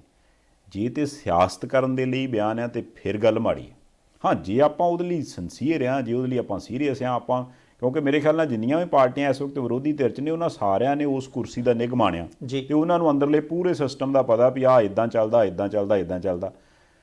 ਇਹ ਵੀ ਮੇਰਾ ਖਿਆਲ ਕੱਲ੍ਹ ਵੀ ਆਪਾਂ ਗੱਲ ਕੀਤੀ ਸੀ ਕਿ ਵੀ ਇਸ ਮੰਗ ਦੇ ਨਾਲ ਨਾਲ ਇਹ ਵੀ ਇੱਕ ਮੰਗ ਜਾਣੀ ਚਾਹੀਦੀ ਹੈ ਵੀ ਯਾਰ ਸਾਡੇ ਵਾਲੇ ਬੰਦੇ ਜਿਹੜੇ ਕੋਈ ਦਹਾਕਿਆਂ ਤੋਂ ਉੱਥੇ ਬੈਠੇ ਨੇ, ਜਿਨ੍ਹਾਂ ਨੂੰ ਪਤਾ ਕਿ ਅੰਦਰਲਾ ਸਿਸਟਮ ਕਿੱਦਾਂ ਚੱਲਦਾ, ਉਹਨਾਂ ਦੇ ਨਾਲ ਮੀਟਿੰਗ ਕਰ ਲਓ ਵੀ ਅਸੀਂ ਤੁਹਾਨੂੰ ਦੱਸ ਦਿੰਦੇ ਹਾਂ ਵੀ ਯਾਰ ਇੱਥੋਂ ਇਸ ਤਾਰ ਨੂੰ ਨਾ ਛੇੜਿਓ, ਆਹ ਗ੍ਰਿਪ ਢਿੱਲਾ ਆ, ਇੱਥੋਂ ਜੇ ਤੁਸੀਂ ਇੱਦਾਂ ਕਰੋਗੇ ਤਾਂ ਇੱਥੇ ਪਟਾਕੇ ਪੈ ਸਕਦੇ ਆ। ਉਹ ਜਾਣੇ ਭਲਾ ਤੇ ਪੰਜਾਬ ਦਾ ਹੀ ਆ ਨਾ ਜੀ। ਇਹ ਸੰਧਾਲੀਆ ਸਾਹਿਬ ਤੁਸੀਂ ਠੀਕ ਹੈ ਕਿ ਭਲਾ ਪੰਜਾਬ ਦਾ, ਇਹ ਕਹਿੰਦਾ ਚਰਚਾ ਵੱਡੀ ਪੱਧਰ ਤੇ ਚੱਲੀ ਜਾਂਦੀ ਹੈ ਕਿ ਪੰਜਾਬ ਰਹਿਣ ਯੋਗ ਨਹੀਂ। ਪੰਜਾਬ 'ਚ ਹੁਣ ਬਹੁਤ ਸਾਰੇ ਲੋਕ ਵਿਦੇਸ਼ਾਂ 'ਚ ਆਉਣਗੇ, ਜਿਹੜਾ ਵੀ ਮਾੜਾ ਮੋਟਾ ਸਰਦਾ ਪੁੱਜਦਾ ਉਹ ਬਾਹਰ ਆ ਜਾਊ। ਠੀਕ ਹੈ, ਇਸ ਤਰੀਕੇ ਦੇ ਨਾਲ ਜਿਹੜਾ ਬੰਦਾ ਬਾਹਰ ਆਉਂਦਾ ਉਹ ਕਹਿੰਦਾ ਜੀ ਉੱਥੇ ਕੁਝ ਨਹੀਂ ਰੱਖਿਆ। ਮੈਨੂੰ ਲੱਗਦਾ ਕਿ ਉੱਥੇ 2.25 ਕਰੋੜ ਲੋਕ ਰੱਖੇ ਆ। ਜਿਹੜਾ ਬੰਦਾ ਭੱਠੇ ਤੇ ਕੰਮ ਕਰਦਾ, ਜਿਹੜਾ ਬੰਦਾ ਛੋਟਾ ਕਿਸਾਨ ਹੈ, 1.5-2 ਖੇਤ ਉਹਦੇ ਜ਼ਮੀਨ ਦੇ ਨੇ, ਉਹ ਖੇਤਾਂ 'ਚ ਕੰਮ ਕਰਦਾ, ਕੋਈ ਲੋਹਾ ਕੁੱਟਦਾ, ਕੋਈ ਭਾਂਡੇ ਕਲੀ ਕਰਦਾ, ਕੋਈ ਰੇਹੜੀ ਲਾਉਂਦਾ, ਉਹ ਪੰਜਾਬ 'ਚ ਨੇ। ਜੇ ਪੰਜਾਬ ਦੇ ਵਿੱਚ ਇਹ ਬਹੁਤ ਜ਼ਿਆਦਾ ਕਰੂਰ ਹੱਤਿਆ ਹੋਈ ਹੈ ਜਿਹਦੇ ਦੁੱਖ ਦੀ ਕੋਈ ਥਾਂ ਨਹੀਂ, ਜਿੰਨੀ ਨਿੰਦਾ ਕੀਤੀ ਜਾਵੇ ਉਨੀ ਥੋੜੀ ਹੈ। ਤੇ ਇਹਦੇ ਤੋਂ ਬਾਅਦ ਜੇ ਆਪਾਂ ਕਹੀਏ ਜੀ ਆਪਾਂ ਆ ਗਏ ਬਾਹਰ, ਉਹ ਨਹੀਂ ਰਹਿਣ ਯੋਗ ਤੇ ਆਪਾਂ ਮੀਚਲੀ ਅੱਖਾਂ ਨਾ। ਸਾਡੇ ਪਿੰਡਾਂ ਦੇ ਗੁਆਂਢੀ ਉੱਥੇ ਨੇ, ਸਾਡੇ ਸ਼ਹਿਰਾਂ ਦੇ ਵਿੱਚ ਜਿਹੜੇ ਗੁਆਂਢੀ ਸੀ ਉਹ ਉੱਥੇ ਨੇ, ਜਿਹਨੂੰ ਸਾਈਕਲ ਤੋਂ ਪੈਂਚਰ ਲਵਾਉਂਦੇ ਸੀ ਉਹ ਉੱਥੇ, ਉਹਦਾ ਪਰਿਵਾਰ ਉੱਥੇ ਹੈ, ਜਿਹੜਾ ਸਕੂਲ ਕਾਲਜ ਦੀ ਕੰਟੀਨ ਦੇ ਵਿੱਚ ਚਾਹ ਬਣਾ ਕੇ ਪਿਆਉਂਦਾ ਸੀ ਉਹਦਾ ਪਰਿਵਾਰ ਉੱਥੇ ਹੈ। ਬੜੇ ਲੋਕ ਨੇ, ਅਧਿਆਪਕ ਉੱਥੇ ਨੇ, ਮੈਨੇਜਰ ਉੱਥੇ ਨੇ, ਕਲਰਕ ਉੱਥੇ ਨੇ, ਬੱਸਾਂ ਦੇ ਕੰਡਕਟਰ, ਡਰਾਈਵਰ ਉੱਥੇ ਨੇ, ਸਾਡੇ ਆਪਣੇ ਉੱਥੇ ਨੇ। ਬਾਬੇ ਨਾਨਕ ਦੀ ਧਰਤੀ ਹੈ ਤੇ ਇਹ ਕਹਿ ਕੇ ਅੱਖਾਂ ਕਿਵੇਂ ਮੀਚੀਆਂ ਜਾ ਸਕਦੀਆਂ ਕਿ ਭਾਈ ਉਹ ਰਹਿਣ ਯੋਗ ਨਹੀਂ ਹੈਗੀ, ਤਾਂ ਬਣਾਉਣੀ ਪੈਣੀ ਹੈ। ਉਹਦੇ ਲਈ ਕੋਈ ਵੀ ਬੰਦਾ ਇੱਧਰ ਉੱਧਰ ਨਹੀਂ ਹੋ ਸਕਦਾ। ਫਿਰ ਹੋਰ ਦੇਖੋ, ਜਿਹੜੇ ਮੰਨ ਲਓ ਆ ਵੀ ਗਏ ਆ ਤੇ ਅੱਧੀ ਦੁਨੀਆ ਦੇ ਵਿੱਚ ਬਰਫੀ ਪੈਂਦੀ ਹੈ ਜਿੱਥੇ ਪੰਜਾਬੀ ਰਹਿੰਦੇ ਆ, ਤੇ ਸਾਡੇ ਬਜ਼ੁਰਗ ਹੁੰਦੇ ਆ ਤੇ ਉਹਨਾਂ ਨੂੰ ਹੁੰਦਾ ਕਿ ਅਕਤੂਬਰ ਨਵੰਬਰ ਆ ਗਿਆ ਪੁੱਤ ਟਿਕਟ ਲੈ ਲਓ, ਪਹਿਲਾਂ ਹੀ ਲਈ ਹੁੰਦੀ ਹੈ, ਪਹਿਲਾਂ ਹੀ ਲਈ ਹੁੰਦੀ ਹੈ ਕਿ ਆਪਾਂ 4 ਮਹੀਨੇ ਉੱਥੇ ਲਾ ਆਈਏ। ਉਹ ਕਹਿੰਦੇ ਬੀਬੀ ਰੋਟੀ ਕੌਣ ਪਕਾਊਗਾ, ਪਾਪਾ ਢਿੱਲਾ ਰਹਿੰਦਾ, ਉੱਥੇ ਕੀ ਕਰੋਗੇ, ਉਹ ਆਪੇ ਹੀ ਕਰ ਲਾਂਗੇ। ਉਹ ਵੀ ਹੈਗਾ, ਉਹ ਵੀ ਹੈਗੀ, ਵੀ ਲੌਜਿਕ ਦੇ ਦੇਣੇ ਆ ਕਿ ਅਸੀਂ ਕੋਈ ਗੱਲ ਨਹੀਂ ਸਾਰ ਲਾਂਗੇ। ਬੀਬੀ ਦਵਾ ਦਾਰੂ ਕੋ ਰਾਤ ਨੂੰ ਕੋ ਹਬੀ ਨਬੀ ਹੋ ਜਾਵੇ, ਕੌਣ ਦੇ ਕੋਈ ਗੱਲ ਨਹੀਂ, ਅਸੀਂ ਦੇਖ ਲਾਂਗੇ, ਤੁਸੀਂ ਆਪਣਾ ਕੰਮ ਕਰ ਦੇਖੋ। ਜਾਨੀ ਚਾਹੇ ਅਸੀਂ ਦੁਨੀਆ ਦੇ ਕਿਸੇ ਵੀ ਖਿੱਤੇ 'ਚ ਚਲੇ ਜਾਈਏ, ਸਾਡੀ ਸੰਤੁਸ਼ਟੀ, ਸਾਡੀ ਸ਼ਾਂਤੀ, ਸਾਡਾ ਰੱਜ ਜਿਹੜਾ ਆ ਉਹ ਪੰਜਾਬ ਦੇ ਸ਼ਾਂਤ ਹੋਇਆ ਕਿ ਸਾਡੇ ਚਾਹੇ ਉੱਥੇ ਬਜ਼ੁਰਗ ਇਕੱਲੇ ਜਾਣ, ਚਾਹੇ ਕੋਈ ਸਿੱਧੂ ਮੂਸੇਵਾਲਾ ਵਰਗਾ ਨੌਜਵਾਨ ਬੜਾ ਪ੍ਰਸਿੱਧ ਹੋ ਜਾਵੇ, ਚਾਹੇ ਉੱਥੇ ਰਹਿ ਕੇ ਕਿਸੇ ਹੋਰ ਤਰੀਕੇ ਕੋਈ ਕੰਮ ਕਾਰ ਕਰੇ, ਉਹਨਾਂ ਦੇ ਲਈ ਪੰਜਾਬ ਸੁਰੱਖਿਅਤ ਹੋਵੇ। ਉਹਦੇ ਲਈ ਜੇ ਸਰਕਾਰ ਦੇ ਉੱਤੇ ਕੋਈ ਕਾਰਵਾਈ ਕਰਨੀ ਪੈਂਦੀ ਆ ਕਿ ਭਾਈ ਤੁਹਾਡੀ ਅਣਗਹਿਲੀ ਸੀ, ਅੱਗੇ ਠੀਕ ਕੰਮ ਕਰੋ, ਹੋਣੀ ਚਾਹੀਦੀ ਹੈ। ਜੇ ਪਿਛਲੇ ਸਮੇਂ ਦੇ ਵਿੱਚ ਕਿਸੇ ਨੇ ਅਣਗਹਿਲੀ ਕੀਤੀ ਆ, ਕਾਰਵਾਈ ਹੋਣੀ ਚਾਹੀਦੀ ਹੈ। ਜਿਹੜਾ ਵੀ ਬੰਦਾ ਉਹਦੇ ਲਈ ਜ਼ਿੰਮੇਵਾਰ ਹੈ ਉਹ ਤੇ ਠੋਕ ਵਜਾ ਕੇ ਕਾਰਵਾਈ ਹੋਵੇ, ਤਾਂ ਜੋ ਭਵਿੱਖ ਦੇ ਵਿੱਚ ਹੁਣ ਕਿੰਨੇ ਫੋਨ ਆਉਂਦੇ ਆ, ਕੋਈ ਕਹਿੰਦਾ ਜੀ ਅਕਤੂਬਰ 'ਚ ਪੰਜਾਬ ਜਾਣਾ ਸੀ, ਕੋਈ ਕਹਿੰਦਾ ਦਸੰਬਰ ਜਾਣਾ ਸੀ, ਨਿਆਣੇ ਕਹਿੰਦੇ ਜਾਓ ਨਾ। ਇਹ ਸਵਾਲ ਉਹਨਾਂ ਦੇ ਮਨਾਂ ਦੇ ਵਿੱਚ ਕਦੇ ਆਵੇ ਨਾ, ਉਹਦੇ ਲਈ ਕੰਮ ਕਰਨਾ ਪਊਗਾ, ਇਕੱਲੀਆਂ ਗੱਲਾਂ ਨਹੀਂ। ਇਹ ਗੱਲ ਹੈਗੀ ਹੈ ਵਾਟ ਸਾਹਿਬ। ਨਾਲੇ ਇਹ ਚਰਚਾ ਅੱਜ ਥੋੜਾ ਚੱਲੀ ਹੈ, ਮੇਰੇ ਖਿਆਲ ਨਾਲ ਜਿਹੜੇ ਇੱਥੇ ਪਹਿਲਾਂ ਆਏ ਸੀ ਜਾਂ ਪੁਰਾਣੇ ਰਹਿੰਦੇ ਸੀ ਉਹਨਾਂ ਨੂੰ ਪੁੱਛ ਕੇ ਦੇਖ ਲਈ, ਉਹਨਾਂ ਦੇ ਹਿਸਾਬ ਨਾਲ ਤਾਂ ਇਹ ਤੋਂ ਕਈ ਦਹਾਕੇ ਪਹਿਲਾਂ ਦਾ ਪੰਜਾਬ ਰਹਿਣ ਵਾਲਾ ਨਹੀਂ ਹੈਗਾ, ਪਰ ਫਿਰ ਵੀ ਉੱਥੇ ਲੋਕ ਜੰਮੇ, ਉੱਥੇ ਲੋਕ ਜਾਏ, ਉੱਥੇ ਲੋਕ ਕੰਮ ਕਰਦੇ ਨੇ, ਉਸੇ ਪੰਜਾਬ 'ਚ ਵੱਸਦੇ ਨੇ। ਤੇ ਜੇ ਅੱਜ ਦੀ ਡੇਟ 'ਚ ਵੀ ਆਪਾਂ ਗੱਲ ਕਰ ਲਈਏ ਤਾਂ ਆਹ ਮਸਲਾ ਇਸ ਵਕਤ ਜ਼ਰੂਰ ਇਹ ਚਰਚਾ ਦਾ ਵਿਸ਼ਾ ਬਣਿਆ। ਆਪਾਂ ਕੱਲ੍ਹ ਵੀ ਜ਼ਿਕਰ ਕੀਤਾ ਸੀ ਵੀ ਅੰਤਿਮ ਅਰਦਾਸ ਹੋਣੀ ਹੈ, ਨਾਲ ਦੀ ਨਾਲ ਹੀ ਸਮਾਂ ਅੱਗੇ ਚਲੇ ਜਾਣਾ, ਆਪੋ ਆਪਣੇ ਕੰਮਾਂ 'ਚ ਲੋਕਾਂ ਰੁੱਝ ਜਾਣਾ। ਫਿਰ ਜਦੋਂ ਕਿਸੇ ਨਾਲ ਗੱਲ ਕੀਤੀ ਵੀ ਹਾਂ ਯਾਰ ਪੰਜਾਬ ਰਹਿਣ ਯੋਗ ਹੈ ਕਿ ਨਹੀਂ ਹੈ, ਸ਼ਾਇਦ ਉਹ ਉਸ ਤਰ੍ਹਾਂ ਗੱਲ ਨਾ ਕਰੇ, ਕਿਉਂਕਿ ਕਾਰਨ ਇਹ ਆ ਵੀ ਜਿੱਥੇ ਬੰਦਾ ਵੱਸਦਾ, ਜਿੱਥੇ ਬੰਦਾ ਰਹਿੰਦਾ, ਉਹ ਤੇ ਚੱਲਣਾ ਹੀ ਆ। ਦੁਨੀਆ ਤੇ ਚੱਲੀ ਜਾਣੀ, ਸੰਸਾਰ ਤੇ ਚੱਲੀ ਜਾਣਾ। ਉਸੇ ਤਰ੍ਹਾਂ ਹੀ ਪੰਜਾਬ ਆ। ਹਾਂ, ਇਹ ਜ਼ਰੂਰ ਆ ਵੀ ਜ਼ਿੰਮੇਵਾਰੀ ਇਸ ਵਕਤ ਉਹਨਾਂ ਲੋਕਾਂ ਦੀ ਆ ਜਿਹੜੇ ਲੋਕ ਕੁਰਸੀ ਤੇ ਬੈਠੇ ਨੇ, ਜਾਂ ਜਿਨ੍ਹਾਂ ਨੂੰ ਇਹ ਆ ਵੀ ਅਸੀਂ ਕੱਲ੍ਹ ਨੂੰ ਕੁਰਸੀ ਤੇ ਬਹਿਣਾ ਜੀ।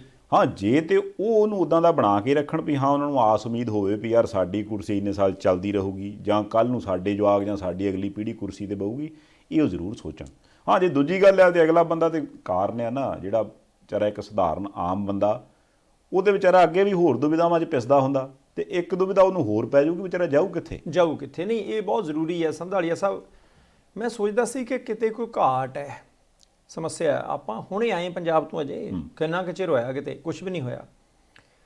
ਰੋਜ਼ ਉਧਰਲੇ ਪਾਸੇ ਧਿਆਨ ਰਹਿੰਦਾ, ਜਾਣੀ ਕਿਤੇ ਨਾ ਕਿਤੇ ਤਾਂ ਕੋਈ ਉੱਚੀ ਨੀਵੀਂ ਚੀਜ਼ ਹੈਗੀ ਆ। ਬੰਦਾ ਸੈਰ ਕਰਨ ਜਾਂਦਾ, ਕੁੱਤੇ ਪੈਂਦੇ ਆ। ਬੰਦਾ ਸਕੂਟਰ ਤੇ ਜਾਂਦਾ, ਕਾਰ ਜਾਂਦਾ, ਅਵਾਰਾ ਡੰਗਰ ਵਿੱਚ ਆ ਕੇ ਵੱਜਦਾ। ਕਦੇ ਆਪਾਂ ਸੜਕਾਂ ਦੀ ਗੱਲ ਕਰਦੇ ਹਾਂ ਕਿ ਭਾਈ ਉੱਥੇ ਟੋਏ ਟਿੱਬੇ ਹੁੰਦੇ ਆ, ਇੰਨੇ ਲੋਕ 11-12 ਬੰਦੇ ਤਾਂ ਪੰਜਾਬ ਦੇ ਰੋਜ਼ ਸੜਕ ਹਾਦਸਿਆਂ ਦਾ ਸ਼ਿਕਾਰ ਹੁੰਦੇ ਆ। ਫਿਰ ਕਦੇ ਹੁੰਦਾ ਜੀ ਆਹ ਪਾਣੀ ਪੀਣ ਯੋਗ ਨਹੀਂ ਰਿਹਾ, ਲੋਕਾਂ ਨੂੰ ਕੈਂਸਰ ਹੋ ਗਿਆ, ਲੋਕਾਂ ਨੂੰ ਕਾਲਾ ਪੀਲੀਆ ਹੋ ਗਿਆ। ਕਿਤੇ ਇੱਥੇ ਫੈਕਟਰੀ ਲੱਗ ਗਈ ਜਿਨ੍ਹਾਂ ਨੇ ਵਾਟਰ ਟਰੀਟ ਨਹੀਂ ਸੀ ਕੀਤਾ ਚੰਗੇ ਤਰੀਕੇ, ਲੋਕਾਂ ਨੂੰ ਸਕਿਨ ਦੀ ਪ੍ਰੋਬਲਮ ਹੋ ਗਈ, ਚਮੜੀ ਰੋਗ ਹੋ ਗਿਆ। ਇਹ ਇੱਕ ਸਮੱਸਿਆ ਥੋੜ੍ਹੀ ਹੈ। ਆ ਜੀ ਇੱਥੇ ਇੰਨੀਆਂ ਖਾਦਾਂ ਇੰਨੀਆਂ ਪਾਉਂਦੇ ਆ, ਦਵਾਈਆਂ ਇੰਨੀਆਂ ਪਾਉਂਦੇ ਆ, ਆ ਸਾਡਾ ਭੋਜਨ ਪਦਾਰਥ ਜਿਹੜੇ ਉਹ ਖਾਣ ਯੋਗੇ ਨਹੀਂ ਰਹੇ। ਸਾਡੇ ਜੀ ਦੁੱਧ ਨਕਲੀ ਆਉਂਦਾ, ਦੁੱਧ ਦੇ ਪਦਾਰਥ ਨਕਲੀ ਆਉਂਦੇ ਆ। ਉੱਪਰਲੇ ਪਾਸਿਓਂ ਆ ਗੋਲੀਆਂ ਦਾ ਖੁਰਾਕ ਹੈ ਜੀ।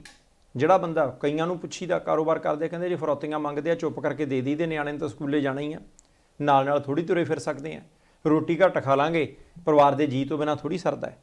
ਯਾਨੀ ਕਿਤੇ ਕੋਈ ਕੁੰਡੀ ਹੈ। ਜੇ ਅੱਜ ਵਿਰੋਧੀ ਤੇ ਨਾਲ ਇਹ ਕਹਿਣ ਨਹੀਂ ਜੀ ਸਰਕਾਰ ਦੀ ਜ਼ਿੰਮੇਵਾਰੀ ਹੈਗੀ ਹੈ, ਉਹ ਤਾਂ ਹੈਗੀ ਹੋਈ ਹੈ, ਪਰ ਪਿਛਲੇ ਸਮੇਂ ਦੇ ਵਿੱਚ ਕੁਝ ਉਹ ਕਰਨ ਵਾਲਾ ਸੀ ਜੋ ਨਾ ਪਹਿਲੀਆਂ ਸਰਕਾਰਾਂ ਕਰ ਸਕੀਆਂ, ਨੂੰ ਅੱਜ ਵਾਲੀਆਂ ਕਰ ਸਕੀਆਂ, ਉਹ ਕਰ ਦਿਓ। ਲੋਕ ਬਰਦਾਸ਼ਤ ਨਹੀਂ ਕਰਦੇ। ਲੋਕਾਂ ਦੇ ਬਰਦਾਸ਼ਤ ਦਾ, ਸਬਰ ਦਾ ਪਿਆਲਾ ਜਿਹੜਾ ਉਹ ਭਰ ਚੁੱਕਿਆ, ਉਹਨੂੰ ਛਲਕਣ ਤੋਂ ਬਚਾ ਲਓ, ਨਹੀਂ ਤਾਂ ਕੰਮ ਸੰਧਾਲੀਆ ਸਾਹਿਬ ਪੂਰਾ ਔਖਾ ਹੋ ਜਾਊਗਾ ਜ਼ਰੂਰ। ਉਹਨੂੰ ਰਹਿਣਯੋਗ ਬਣਾਉਣ ਲਈ ਪ੍ਰਵਾਸੀਆਂ ਦੇ ਸੁਝਾਅ, ਲੋਕਾਂ ਦਾ ਥੋੜ੍ਹਾ ਜਿਹਾ ਫੂੰ ਫੈਂ ਤੋਂ ਬਾਹਰ ਨਿਕਲਣਾ, ਮੁੱਦਿਆਂ ਦੇ ਉੱਤੇ ਆਉਣਾ ਬਹੁਤ ਜ਼ਰੂਰੀ ਹੈ। ਤੁਸੀਂ ਇਹ ਦੇਖੋ, ਮੈਂ ਉਹ ਚਿੱਠੀ ਪੜ੍ਹ ਰਿਹਾ ਸੀ ਜਿਹੜੀ ਮੁੱਖ ਮੰਤਰੀ ਭਗਵੰਤ ਮਾਨ ਹੋਰਾਂ ਨੂੰ, ਬਲਕੌਰ ਸਿੰਘ ਹੋਰਾਂ ਨੇ, ਸਿੱਧੂ ਮੂਸੇਵਾਲੇ ਹੁੰਦੇ ਪਿਤਾ ਜੀ ਨੇ ਲਿਖੀ। ਸ਼ੁਰੂਆਤ ਪਤਾ ਕਿੱਥੋਂ ਆ? ਕਿ ਸ਼ੁਭਦੀਪ ਦੀ ਮਾਂ ਪੁੱਛਦੀ ਆ ਕਿ ਮੇਰਾ ਪੁੱਤ ਕਦੋਂ ਆਊਗਾ, ਦੱਸੋ ਮੈਂ ਜਵਾਬ ਕੀ ਦਿਆਂ। ਤੇ ਇਹ ਇਕੱਲੇ ਸ਼ੁਭਦੀਪ ਦੀ ਮਾਤਾ ਨਹੀਂ ਪੁੱਛਦੀ, ਬਹੁਤ ਸਾਰੀਆਂ ਮਾਵਾਂ ਪੁੱਛਦੀਆਂ ਕਿ ਸਾਡੇ ਪੁੱਤ ਧੀ ਆਉਣੇ ਕਦੋਂ। ਆਉਣੇ ਤਾਂ ਇਹ ਨਹੀਂ ਨਾ, ਜਿੱਥੇ ਉਹ ਚਲੇ ਗਏ, ਜਿਸ ਤਰੀਕੇ ਦੇ ਨਾਲ ਉਹ ਬੰਦਾ ਅੱਜ ਲਾਸ਼ ਬਣਿਆ ਪਿਆ ਆ, ਕਿੱਥੋਂ ਆ ਜਾਣਾ? ਉਹਨਾਂ ਸਵਾਲਾਂ ਦਾ ਕੋਈ ਜਵਾਬ ਨਹੀਂ, ਤੇ ਜਵਾਬ ਤੁਹਾਨੂੰ ਦੇਣੇ ਪੈਣਗੇ, ਕਿਉਂਕਿ ਤੁਹਾਨੂੰ ਤਾਕਤ ਲੋਕਾਂ ਨੇ ਬਾਰ-ਬਾਰ ਬਦਲ ਕੇ ਬਖਸ਼ੀ ਹੈ। ਬਿਲਕੁਲ ਬਖਸ਼ੀ ਹੈ। ਸੋ ਗੱਲ ਇਹ ਆ ਕਿ ਆਪਾਂ ਤਾਂ ਇੱਥੇ ਇਹੀ ਬੇਨਤੀ ਕਰ ਸਕਦੇ ਹਾਂ ਵੀ ਜਿਹੜਾ ਬੰਦਾ ਵੀ ਇਸ ਵਕਤ ਪੰਜਾਬ 'ਚ ਰਹਿੰਦਾ, ਜਾਂ ਜੇ ਉਹ ਪੰਜਾਬੋਂ ਬਾਹਰ ਰਹਿੰਦਾ ਤੇ ਉਹਦਾ ਦਿਲ ਤੇ ਉੱਥੇ ਵਸਦਾ। ਉਹ ਕਹਿੰਦੇ ਨਾ ਵੀ ਬੰਦਾ ਪਿੰਡੋਂ ਨਿਕਲ ਜਾਂਦਾ ਪਰ ਬੰਦੇ 'ਚੋਂ ਪਿੰਡ ਨਹੀਂ ਨਿਕਲਦਾ ਜੀ। ਹੁਣ ਜਿਹੜਾ ਬੰਦਾ ਵੀ ਉੱਥੇ ਉਸ ਧਰਤੀ ਨਾਲ ਮੇਰੇ ਖਿਆਲ ਜੁੜਿਆ, ਉਹਨੂੰ ਜ਼ਰੂਰ ਆਪਣੇ ਤੌਰ ਦੇ ਉੱਪਰ ਇਹ ਐਫਰਟ ਕਰਨਾ ਚਾਹੀਦਾ ਵੀ ਯਾਰ ਕਿੱਥੇ ਕਮੀ ਲੱਗਦੀ ਹੈ, ਮੇਰੇ ਹੱਥ ਵੱਸ ਕੀ ਹੈ, ਤੇ ਮੈਂ ਉਹਨੂੰ ਕਿਵੇਂ ਚੇਂਜ ਕਰ ਸਕਦਾ। ਹੁਣ ਹੋ ਸਕਦਾ ਵੀ ਬੰਦਾ ਸੋਚੇ ਵੀ ਯਾਰ ਇਹ ਤਾਂ ਲੀਡਰਾਂ ਦਾ ਜ਼ਿਆਦਾ ਕੰਮ ਲੱਗਦਾ, ਇਹ ਤਾਂ ਯਾਰ ਜਿਹੜੇ ਰਸੂਖਦਾਰ ਬੰਦੇ ਨੇ ਉਹ ਕਰ ਲੈਣ, ਆਮ ਮਾਤੜ ਬੰਦਾ ਕੀ ਕਰ ਸਕਦਾ। ਆਪਾਂ ਕੱਲ੍ਹ ਵੀ ਬੇਨਤੀ ਕੀਤੀ ਸੀ ਕਿ ਆਮ ਮਾਤੜ ਬੰਦਾ ਤੇ ਪਹਿਲੀ ਗੱਲ ਇਹ ਆ ਵੀ ਜਦੋਂ ਆਪਾਂ ਇਹ ਗੈਂਗ ਸ਼ਬਦ ਵਰਤਦੇ ਹਾਂ, ਉਹ ਗੈਂਗ ਕਾਹਦਾ ਆ?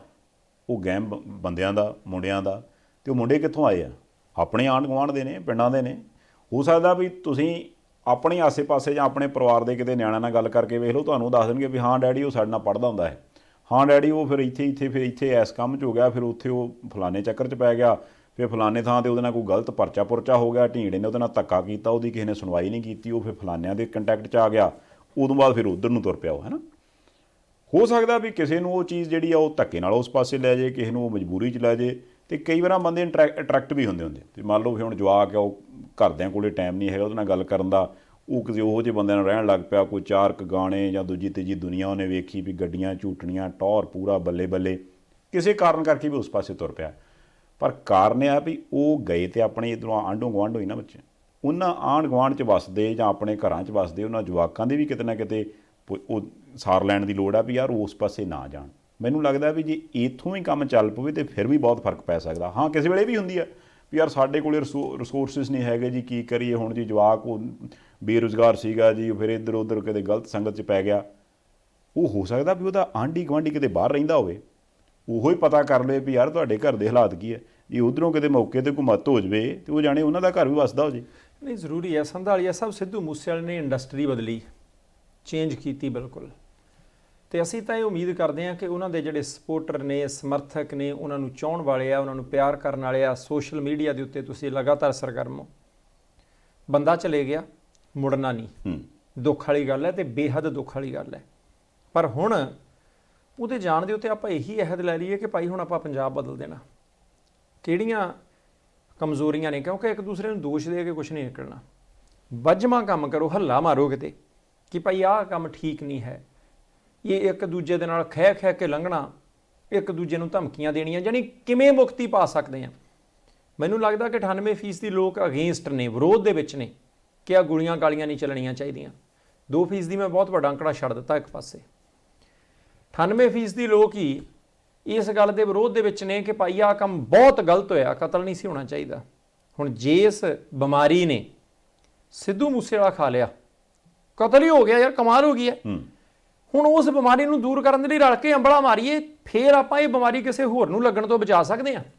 ਤੇ ਜੇ ਆਪਾਂ 5, 7, 8 ਦਿਨ ਸੋਸ਼ਲ ਮੀਡੀਆ ਤੇ ਸਰਗਰਮ ਰਹੇ, ਫੋਟੋ ਪਾਈਆਂ, ਮੁੜ ਕੇ ਟੱਬਰ ਕੱਲਾ ਏਡੀ ਵੱਡੀ ਹਵੇਲੀ ਵੱਲ ਨੂੰ ਦੇਖ ਕੇ ਝੂਰੀ ਜਾਵੇ, ਅਸੀਂ ਆਪੋ ਆਪਣੇ ਕੰਮਾਂ ਤੇ ਲੱਗ ਜਾਈਏ, ਗੋਲੀਆਂ ਦੇ ਖੜਾਕ ਉਸੇ ਤਰੀਕੇ ਚੱਲਦੇ ਰਹਿਣ, ਫਿਰ ਸ਼ਰਧਾਂਜਲੀ ਕੋਈ ਨਹੀਂ ਜੀ। ਫਿਰ ਕੋਈ ਸ਼ਰਧਾਂਜਲੀ ਨਹੀਂ। ਸੋ ਅਸੀਂ ਤਾਂ ਇਹੀ ਬੇਨਤੀ ਕਰਦੇ ਹਾਂ ਜੀ ਵੀ ਇਹ ਪਹਿਲੀ ਜ਼ਿੰਮੇਵਾਰੀ ਸਰਕਾਰ ਦੀ, ਉਹਨਾਂ ਲੋਕਾਂ ਦੇ ਜਿਹੜੇ ਇਸ ਵਕਤ ਸੱਤਾ 'ਚ ਨੇ ਜੀ, ਉਹ ਲੋਕ ਜਿਨ੍ਹਾਂ ਦੇ ਕੋਲ ਹੁਣ ਹਰਾ ਪੈਨ, ਨਾਲ ਜ਼ਿੰਮੇਵਾਰੀ ਉਹਨਾਂ ਦੀ ਜਿਨ੍ਹਾਂ ਕੋਲੇ ਪਹਿਲਾਂ ਰਿਹਾ ਜਾਂ ਆਉਣ ਵਾਲੇ ਟਾਈਮ 'ਚ ਉਹ ਆਸ ਕਰਦੇ ਵੀ ਸਾਡੇ ਕੋਲੇ ਦੁਬਾਰਾ ਆਊਗਾ। ਤੇ ਉਦੋਂ ਬਾਅਦ ਮੇਰੇ ਖਿਆਲ ਨਾਲ ਹਰੇਕ ਉਸ ਬੰਦੇ ਦੀ ਜਿਹੜਾ ਵੀ ਪੰਜਾਬ ਨਾਲ ਲਿੰਕ ਬਣਦਾ ਵੀ ਆਪਣੇ ਤੌਰ ਤੇ ਹਰੇਕ ਬੰਦਾ ਕੋਈ ਨਾ ਕੋਈ ਯੋਗਦਾਨ ਪਾਵੇ, ਤਾਂ ਜੋ, ਕਿਉਂਕਿ ਦੇਖੋ ਕਾਰਨ ਇਹ ਆ ਵੀ ਜੇ ਆਪਾਂ ਕਹਿੰਦੇ ਵੀ ਪੰਜਾਬ ਸਾਡਾ, ਤੇ ਯਾਰ ਜਿਹੜੀ ਚੀਜ਼ ਸਾਡੀ ਸੀ ਫਿਰ ਉਹਨੂੰ ਰੋੜਨ ਥੋੜਾ ਦਿੱਤਾ ਜਾ ਸਕਦਾ, ਹੰਬਲਾ ਤੇ ਮਾਰਨਾ ਹੀ ਪਊਗਾ, ਮਾਰਨਾ ਪਊਗਾ। ਸੰਧਾਲੀਆ ਸਾਹਿਬ, ਇੱਕ ਮੈਨੂੰ ਇੱਥੇ ਹੋਰ ਵੀ ਲੱਗਦਾ, ਜੇ ਕੋਈ ਬੰਦਾ ਇਸ ਮਸਲੇ ਦੇ ਉੱਤੇ ਕੋਈ ਰੋਟੀ ਸੇਕਣ ਦੀ ਕੋਸ਼ਿਸ਼ ਕਰੇ, ਚਾਹੇ ਉਹ ਸਿਆਸੀ ਹੈ, ਚਾਹੇ ਉਹ ਗੈਰ ਸਿਆਸੀ ਹੈ, ਚਾਹੇ ਉਹ ਸੋਸ਼ਲ ਮੀਡੀਆ ਵਾਲਾ, ਕੋਈ ਵੀ ਬੰਦਾ, ਅਗਲਿਆਂ ਦਾ ਪੁੱਤ ਗਿਆ ਦੁਨੀਆ ਤੋਂ, ਤੇ ਜੇ ਇਸ ਮਸਲੇ ਦੇ ਵੀ ਤੁਸੀਂ ਰੋਟੀਆਂ ਸੇਕਦੇ ਹੋ ਤਾਂ ਤੁਹਾਡੇ ਨਾਲੋਂ ਸਾਡੇ ਨਾਲੋਂ ਬੁਰਾ ਕੋਈ ਨਹੀਂ। ਇਹ ਵੀ ਗੱਲ ਹੈ।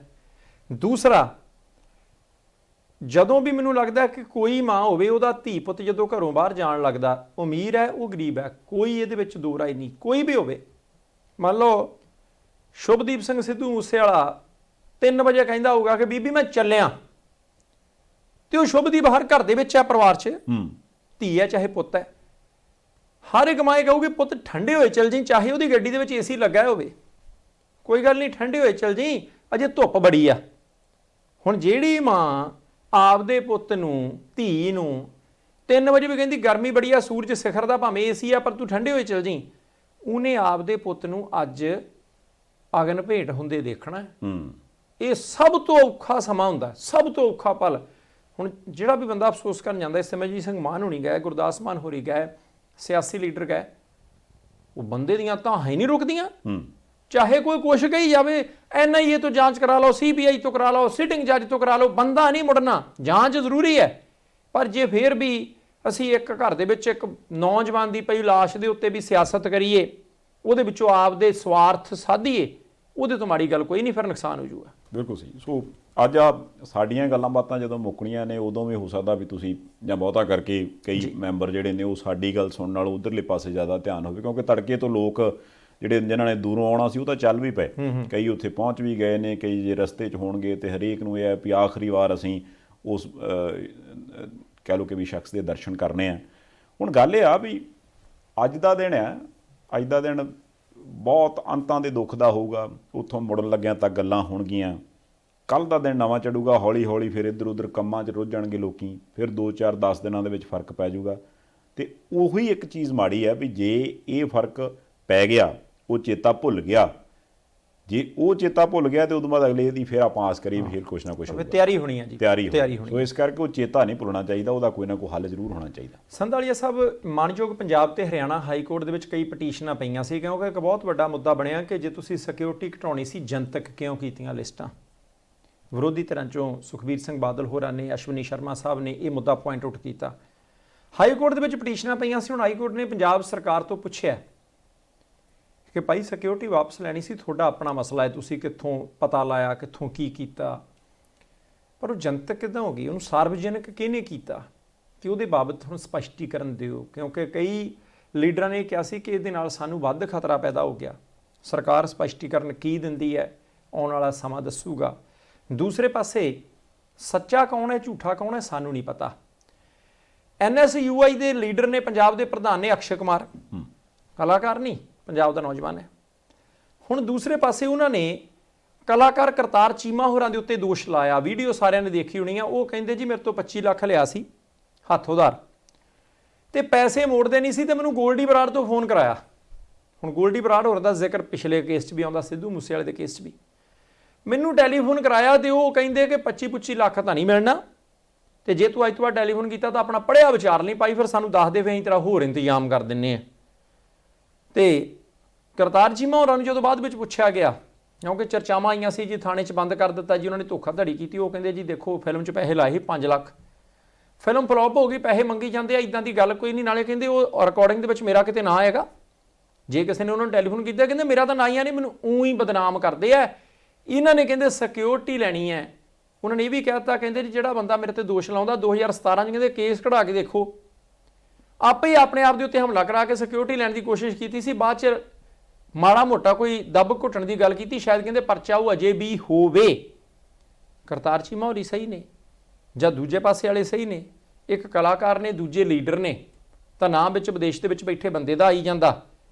ਪਰ ਦੋਨਾਂ ਦੇ ਵਿੱਚੋਂ ਜਿਹੜਾ ਵੀ ਬੰਦਾ, ਜੇ ਉਹਨੇ ਬੰਦੇ ਨੇ ਸਿਕਿਉਰਿਟੀ ਲੈਣ ਲਈ ਕੀਤਾ ਕਿੱਡੀ ਮਾੜੀ ਗੱਲ ਹੈ। ਪਰ ਜੇ ਦੂਸਰੇ ਬੰਦੇ ਨੇ 25 ਲੱਖ ਲੈ ਕੇ ਤਾਂ ਬਾਹਰੋਂ ਟੈਲੀਫੋਨ ਕਰਾ ਕੇ ਕਿ ਭਾਈ ਹੁਣ ਤੂੰ ਲੈ ਕੇ ਦੇਖੀ, ਜੇ ਉਹ ਸਾਰੀਆਂ ਗੱਲਾਂ ਮਾੜੀਆਂ, ਪਰ ਕਿੱਧਰਲੇ ਪਾਸੇ ਨੂੰ ਤੁਰੇ ਹੋਏ ਆ, ਸਵਾਲ ਫੇਰ ਖਲੋਤਾ ਹੈ। ਤੁਸੀਂ ਇਹ ਦੇਖੋ ਵੀ ਇਹ ਘਟਨਾ ਉਦੋਂ ਖਬਰ 'ਚ ਆਉਂਦੀ ਹੈ ਜਦੋਂ ਉਹ ਸ਼ਖਸ ਦਾ ਜੇ ਸੰਸਕਾਰ ਨਹੀਂ ਹੋਇਆ, ਉਹ ਵਿਚਾਰਾ ਉੱਥੇ ਪਿਆ ਜੇ ਮੋਰਚਰੀ ਦੇ ਵਿੱਚ। ਦੂਸਰੇ ਪਾਸੇ ਉਹਦੇ ਨਾਲ ਹੀ ਰਲਦੀ ਮਿਲਦੀ ਘਟਨਾ ਜਿਹੜੀ ਉਹ ਦੂਸਰੇ ਪਾਸੇ ਖਬਰ ਦੇ ਰੂਪ 'ਚ ਸਾਹਮਣੇ ਆ ਜਾਂਦੀ। ਸੱਚ ਕੀ ਹੈ ਝੂਠ ਕੀ, ਚਲੋ ਮੇਰੇ ਖਿਆਲ ਨਾਲ ਪੁਲਿਸ ਇਨਵੈਸਟੀਗੇਟ ਕਰੂਗੀ। ਪਰ ਇਹ ਇੱਕ ਬਹੁਤ ਵੱਡਾ ਮੁੱਦਾ ਕਿ ਵੀ ਇੱਕ ਚੀਜ਼ ਤੋਂ ਬਾਅਦ ਉਹਦੇ ਨਾਲ ਹੀ ਰਲਦੀਆਂ ਮਿਲਦੀਆਂ ਫਿਰ ਘਟਨਾਵਾਂ ਹੋਰ ਵਾਪਰੀ ਜਾਣ ਤੇ ਉਸ ਤੋਂ ਬਾਅਦ ਆਪਾਂ ਸਿਰਫ ਇਹੀ ਗੱਲ ਕਰੀਏ ਵੀ ਹਾਂ ਯਾਰ ਇਹ ਦੇਖਦੇ ਹਾਂ ਕੀ ਹੋਊਗਾ। ਜੇ ਇਹਦੇ ਦੇਖਦੇ ਰਹਿ ਗਏ ਤੇ ਫਿਰ ਤੇ ਦੇਖਦੇ ਹੀ ਰਹਿ ਜਾਵਾਂਗੇ WhatsApp, ਫਿਰ ਉਹਦਾ ਹੱਲ ਕੋਈ ਨਹੀਂ ਹੈਗਾ। ਬਿਲਕੁਲ ਸੰਧਾਲੀਆ ਸਾਹਿਬ, ਆਪਾਂ ਦੁਬਾਰਾ ਸਿੱਧੂ ਮੂਸੇਵਾਲੇ ਹੋਰਾਂ ਵਾਲੇ ਮੁੱਦੇ ਤੇ ਆਉਂਦੇ ਆ। ਦਿੱਲੀ ਦੇ ਵਿੱਚੋਂ ਵੀ ਅਚਾਨਕ, ਕਿਉਂਕਿ ਕਈ ਖਬਰਾਂ ਐਸੀਆਂ ਨੇ ਜਿਨ੍ਹਾਂ ਦਾ ਜ਼ਿਕਰ ਕਰਨਾ ਬਣਦਾ ਨਹੀਂ ਤਾਂ ਫਿਰ ਕਈ ਵਾਰੀ ਇਤਰਾਜ਼ ਹੁੰਦੇ ਆ। ਦਿੱਲੀ ਦੇ ਵਿੱਚ ਅਰਵਿੰਦ ਕੇਜਰੀਵਾਲ ਹੋਰਾਂ ਦੀ ਸਰਕਾਰ ਹੈ, ਉਹਦੇ ਵਿੱਚ ਸਿਹਤ ਮੰਤਰੀ ਨੇ ਸਤਿੰਦਰ ਜੈਨ। ਸਤਿੰਦਰ ਜੈਨ ਵੈਸੇ ਚਰਚਾ 'ਚ ਬੜੇ ਰਹੇ, 4-5 ਸਾਲਾਂ ਤੋਂ ਕਦੇ ਛਾਪਾ ਪੈ ਗਿਆ, ਕਦੇ ਹੋ ਗਿਆ। ਉਹਨਾਂ ਨੂੰ ਇਨਫੋਰਸਮੈਂਟ ਡਾਇਰੈਕਟੋਰੇਟ ਨੇ ਗ੍ਰਿਫਤਾਰ ਕਰ ਲਿਆ ਤੇ ਦੋਸ਼ ਉਹਨਾਂ ਦੇ ਉੱਤੇ ਲੱਗੇ ਆ ਕਿ ਧੋਖਾਧੜੀ ਕੀਤੀ ਆ, ਕਰੋੜਾਂ ਰੁਪਈਏ ਦੀ ਪੈਸੇ ਨਵੇਂ ਪੁਰਾਣੇ ਕੀਤੇ ਆ, ਕਾਲੇ ਚਿੱਟੇ ਕੀਤੇ ਆ, ਚਿੱਟੇ ਕਾਲੇ ਕੀਤੇ ਆ। ਅਦਾਲਤ ਦੇ ਵਿੱਚ ਜਾ ਕੇ ਤੈਅ ਹੋਊਗਾ ਕਿ ਦੋਸ਼ੀ ਕੌਣ ਹੈ, ਕਿੰਨਾ ਕੁ ਹੈ, ਸਜ਼ਾ ਕਿੰਨੀ ਮਿਲਣੀ ਹੈ, ਦੋਸ਼ ਸਾਬਿਤ ਹੁੰਦੇ ਆ ਕਿ ਨਹੀਂ।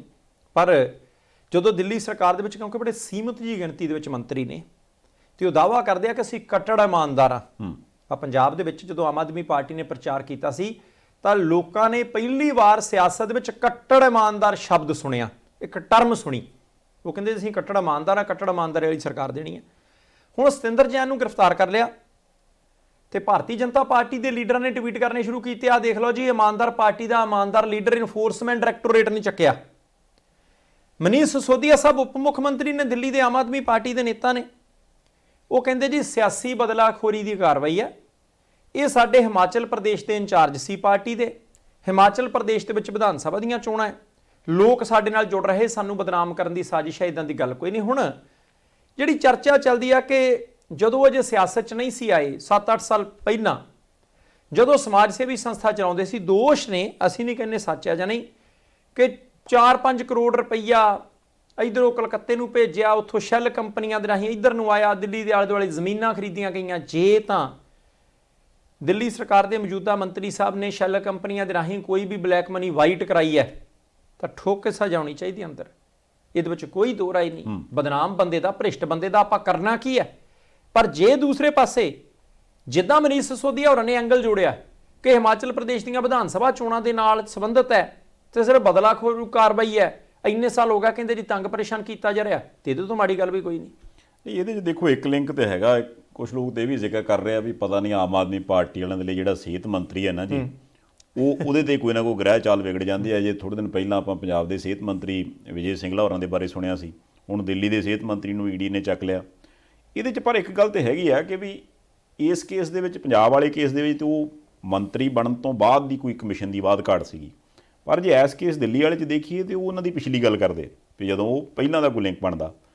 ਮੈਨੂੰ ਲੱਗਦਾ ਵੀ ਇਹਦੇ ਤੋਂ ਆਮ ਆਦਮੀ ਪਾਰਟੀ ਪਲੱਸ ਹੋਰ ਪੋਲੀਟੀਕਲ ਪਾਰਟੀਆਂ ਵੀ ਜ਼ਰੂਰ ਇਸ ਚੀਜ਼ ਨੂੰ ਘੋਖਣ ਵਿਚਾਰਨ, ਕਿਉਂਕਿ ਅੱਜ ਕੱਲ੍ਹ ਆਪਾਂ ਇਹ ਬੜੀ ਦੌੜ ਦੇਖਦੇ ਹਾਂ ਜੀ ਵੀ ਫਲਾਨੇ ਭਾਈ ਸਾਹਿਬ ਨੇ ਫਲਾਨੀ ਪਾਰਟੀ ਦੇ ਵਿੱਚ ਜਾ ਕੇ ਆਪਣਾ ਹਾਜ਼ਰੀ ਲਵਾਈ ਅਤੇ ਉਹਨਾਂ ਕਿਹਾ ਜੀ ਬਹੁਤ ਧੰਨਵਾਦ। ਅਗਲਿਆਂ ਨੇ ਵੀ ਆਪਣਾ ਉਹ ਚੋਣ ਨਿਸ਼ਾਨ ਵਾਲਾ ਜਿਹੜਾ ਸਾਫਾ ਉਹ ਗਲ 'ਚ ਪਾਇਆ ਅਤੇ ਨਾਲ ਹੀ ਉਹਨਾਂ ਕਿਹਾ ਵੀ ਬੱਲੇ ਬੱਲੇ ਵੀ ਸਾਡੀ ਪਾਰਟੀ ਅੱਜ ਮਜ਼ਬੂਤ ਹੋ ਗਈ, ਫਲਾਣੇ ਲੀਡਰ ਸਾਹਿਬ ਆ ਗਏ। ਗੱਲ ਹੈ ਵੀ ਜਦੋਂ ਆਪਾਂ ਇੱਦਾਂ ਬੰਦੇ ਸ਼ਾਮਲ ਕਰ ਲੈਂਦੇ ਹਾਂ ਉਦੋਂ ਬਾਅਦ ਲੀਡਰ ਬਣਾ ਲੈਂਦੇ ਹਾਂ ਅਤੇ ਇਹ ਕੋਈ ਵੀ ਚੈੱਕ ਨਹੀਂ ਕਰਦਾ ਵੀ ਮਹਾਰਾਜ ਪਿਛਲਾ ਰਿਕਾਰਡ ਕੀ ਬੋਲਦਾ। ਹੁਣ ਕੁੱਲ ਮਿਲਾ ਕੇ ਹੈ ਤੇ ਰਿਕਾਰਡ ਬੋਲਣ ਵਾਲੀ ਗੱਲ ਹੀ ਵੀ ਕਹਾਣੀ ਕਿੱਥੋਂ ਕਿੱਧਰ ਘੁੰਮਦੀ ਹੈ ਤਾਂ ਚਲੋ ਜਾਂਚ ਦੇ ਵਿੱਚ ਸਾਹਮਣੇ ਆਊਗਾ, ਪਰ ਕਿਸ ਮੌਕੇ 'ਤੇ ਜਾ ਕੇ ਕਿਵੇਂ ਸਾਹਮਣੇ ਆਇਆ ਹੁਣ ਇਹਦਾ ਨੁਕਸਾਨ ਤਾਂ ਆਮ ਆਦਮੀ ਪਾਰਟੀ ਨੂੰ ਹੋਣਾ ਹੀ।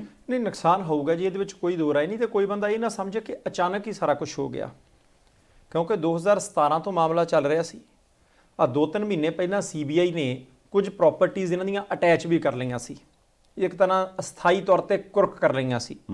ਉਹਦੇ ਤੋਂ ਬਾਅਦ ਲੱਗਦਾ ਸੀ ਕਿ ਕਹਾਣੀ ਕਿਤੇ ਨਾ ਕਿਤੇ ਆਜੂ, ਪਿਛਲੇ ਕੁਝ ਕੁ ਦਿਨਾਂ ਤੋਂ ਸੰਭਾਵਨਾ ਸੀ ਤੇ ਅਚਾਨਕ ਕੁਝ ਨਹੀਂ ਹੋਇਆ। ਪਰ ਜਿਹੜੇ ਵੇਲੇ ਹੋਇਆ ਉਹਦੇ ਕਰਕੇ ਸਿਆਸੀ ਤੌਰ ਤੇ ਚਰਚਾ ਤਾਂ ਚੱਲਣੀ ਹੈ। ਇੱਕ ਧਿਰ ਨੇ ਕਹਿਣਾ ਬੰਦਾ ਸਾਡਾ ਨਿਰਦੋਸ਼ ਫੜਿਆ, ਦੂਜਿਆਂ ਨੇ ਕਹਿਣਾ ਜੀ ਅਸਲ ਦੇ ਵਿੱਚ ਕਾਬੂ ਹੀ ਹੋਣਾ ਆ, ਸਬੂਤ ਪੂਰੇ ਨੇ, ਫੈਸਲਾ ਮਾਣਯੋਗ ਅਦਾਲਤ ਕਰੂਗੀ ਕਿ ਉਹਨਾਂ ਦੀ ਗ੍ਰਿਫਤਾਰੀ ਸਹੀ ਹੈ ਜਾਂ ਗਲਤ। ਔਰ ਇਹ ਵੀ ਹੈ, ਦੂਸਰੇ ਪਾਸੇ ਇਹ ਵੀ ਹੈ ਵੀ ਜੇ ਹਿਮਾਚਲ ਤੇ ਚਲੋ ਇਲੈਕਸ਼ਨਾਂ ਗਾਹ ਨੇ, ਪਰ ਜੇ ਆਪਾਂ ਸੰਗਰੂਰ ਹਲਕੇ ਦੀ ਗੱਲ ਕਰੀਏ ਤਾਂ ਉਹਦੀ ਜ਼ਿਮਨੀ ਚੋਣ ਦਾ ਨੋਟੀਫਿਕੇਸ਼ਨ ਜਿੱਦਾਂ ਆਪਾਂ ਕੱਲ੍ਹ ਕਿਹਾ ਸੀ ਵੀ ਹੋ ਜਾਣਾ, ਤੇ ਉਹ ਕੱਲ੍ਹ ਹੋ ਗਿਆ ਜੀ। ਨੋਟੀਫਿਕੇਸ਼ਨ ਦੇ ਵਿੱਚ ਇਹ ਆ ਵੀ 6 ਤਰੀਕ ਨੂੰ ਨਾਮਜ਼ਦਗੀਆਂ ਭਰਨ ਦੀ ਤਰੀਕ ਹੈ ਵੀ ਉਦੋਂ ਤੱਕ ਤੁਸੀਂ ਭਰ ਲਓ। ਹੁਣ 6 ਦੇ ਵਿੱਚ ਤੇ ਅੱਜ ਦੇ ਦਿਨ 'ਚ ਆਪਾਂ ਦੇਖ ਲਈਏ ਤੇ ਹਫ਼ਤਾ ਇੱਕ ਹੀ ਹੈ ਜੀ। ਇਸ ਇੱਕ ਹਫ਼ਤੇ ਦੇ ਵਿੱਚ ਵੱਡੀਆਂ ਜਿਹੜੀਆਂ ਪਾਰਟੀਆਂ ਨੇ ਮੁੱਖ, ਉਹਨਾਂ ਨੇ ਆਪਣੇ ਕੈਂਡੀਡੇਟ ਦੇਣੇ, ਬਾਕੀ ਜਿਹੜੇ ਆਜ਼ਾਦ ਹੁੰਦੇ ਆ ਜਾਂ ਜਿਹੜੀ ਇੱਧਰੋਂ ਉੱਧਰੋਂ ਹੋਰ ਛੋਟੀਆਂ ਪਾਰਟੀਆਂ ਦੇ ਉਮੀਦਵਾਰ ਹੁੰਦੇ ਉਹਨਾਂ ਨੇ ਵੀ ਆਉਣਾ। 9 ਤੱਕ ਕਾਗਜ਼ ਵਾਪਸ ਹੋਣੇ ਆ ਤੇ ਉਸ ਤੋਂ ਬਾਅਦ 6 ਤੋਂ ਸ਼ੁਰੂ ਹੋ ਜਾਣਾ ਕਰਾਉਣਾ ਕੰਮ ਜੀ। 6 ਤੋਂ ਲੈ ਕੇ ਤੇ 23 ਤੱਕ ਫਿਰ ਪੂਰਾ ਪ੍ਰਚਾਰ ਹੋਣਾ ਤੇ 23 ਨੂੰ ਜਾ ਕੇ ਉੱਥੋਂ ਸੰਗਰੂਰ ਹਲਕੇ ਦੇ ਪਲੱਸ ਨਾਲ ਉਹਦੇ ਵਿੱਚ 9 ਵਿਧਾਨ ਸਭਾ ਹਲਕਿਆਂ ਦੇ ਲੋਕਾਂ ਨੇ ਦੁਬਾਰਾ ਆਪਣੇ ਨਾਂ 'ਤੇ ਸਿਆਹੀ ਲਵਾਉਣੀ ਹੈ। ਤੇ ਉਹ ਨਾਂ 'ਤੇ ਸਿਆਹੀ ਇਸ ਕਰਕੇ ਨਹੀਂ ਲਵਾਉਣੀ ਵੀ ਆਪਾਂ ਨਵਾਂ MP ਚੁਣਨਾ, ਉਹਨਾਂ ਨੇ ਇਸ ਕਰਕੇ ਲਾਉਣੀ ਆ ਵੀ ਯਾਰ ਅਸੀਂ ਆਪਣਾ ਇੱਕ ਉਹ ਲੀਡਰ ਚੁਣਨਾ ਚਾਹੁੰਦੇ ਹਾਂ ਜਿਹੜਾ ਸ਼ਾਇਦ ਸਾਡੇ ਭਵਿੱਖ ਦੀ, ਸਾਡੇ ਗਾਂ ਨਿਆਣਿਆਂ ਦੇ ਭਵਿੱਖ ਦੇ ਲਈ ਕੁਛ ਨਾ ਕੁਛ ਕਰੇ।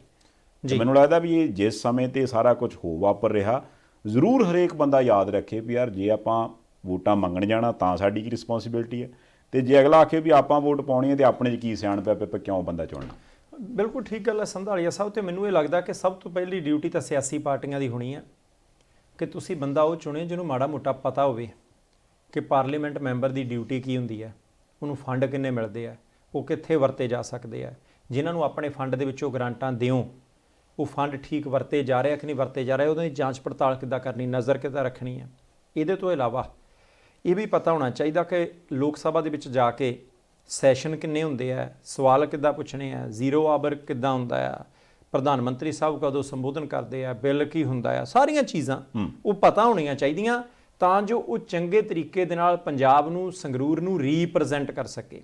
ਦੂਜੀ ਡਿਊਟੀ ਹੈ ਵੋਟਰਾਂ ਦੀ। ਵੋਟਰ ਇਹ ਮਤ ਦੇਖਣ ਤੁਸੀਂ ਕਿਹੜੀ ਪਾਰਟੀ ਦੇ ਨਾਲ ਜੁੜੇ ਹੋ, ਕਿਉਂਕਿ ਪੰਜਾਬ ਦੇ ਲੋਕ ਅੰਨੇ ਭਗਤ ਨਹੀਂ ਰਹੇ ਅੱਜ ਤੱਕ। ਤੁਸੀਂ ਤਬਦੀਲੀ ਨੂੰ ਸ਼ੁਰੂ ਕਰਨ ਵਾਲੇ ਹੋ ਹਮੇਸ਼ਾ, ਸਾਰੇ ਦੇਸ਼ ਦੇ ਵਿੱਚ, ਸਾਰੀ ਦੁਨੀਆ ਦੇ ਵਿੱਚ। ਤੁਸੀਂ ਕਿਹੜੀ ਪਾਰਟੀ ਨਾਲ ਜੁੜੇ ਹੋ ਮਾਇਨਾ ਨਹੀਂ ਰਖਾਉਂਦਾ। ਪੰਜਾਬ ਦੇ ਮੁੱਦੇ ਕਿਹੜੇ ਨੇ, ਕਿਉਂਕਿ ਇਹ ਗੱਲ ਅਸੀਂ ਉਸ ਵੇਲੇ ਕਰ ਰਹੇ ਹਾਂ ਜਦੋਂ ਸਿੱਧੂ ਮੂਸੇਵਾਲੇ ਦੀ ਮ੍ਰਿਤਕ ਦੇ ਉੱਥੇ ਪਈ ਹੈ ਜਿੱਥੇ ਨਹੀਂ ਪਈ ਹੋਣੀ ਚਾਹੀਦੀ, ਬੇਵਕਤੀ ਮੌਤ ਹੈ, ਨੌਜਵਾਨ ਮੁੰਡਾ ਮਰਿਆ। ਇਸ ਕਰਕੇ ਤੁਹਾਨੂੰ ਇਸ ਘਟਨਾ ਤੋਂ ਬਾਅਦ ਵੋਟਾਂ ਪਾਉਣ ਦਾ ਮੌਕਾ ਮਿਲ ਰਿਹਾ। ਜੇ ਰੈਲੀਆਂ ਕਰ ਵੋਟਾਂ ਲੈਣੀਆਂ, ਜੇ ਰੋਡ ਸ਼ੋਅ ਕਰ ਵੋਟਾਂ ਲੈਣੀਆਂ, ਜੇ ਤੁਹਾਨੂੰ ਲਾਰੇ ਲਾ ਕੇ ਵੋਟਾਂ ਲੈਣੀਆਂ ਤੇ ਤੁਹਾਡੇ ਮੁੱਦਿਆਂ ਨੂੰ ਐਡਰੈਸ ਨਹੀਂ ਕਰਨਾ, ਫਿਰ ਤੁਸੀਂ ਸੋਚਣਾ ਵੋਟਾਂ ਕਿੱਥੇ ਪਾਉਣੀਆਂ।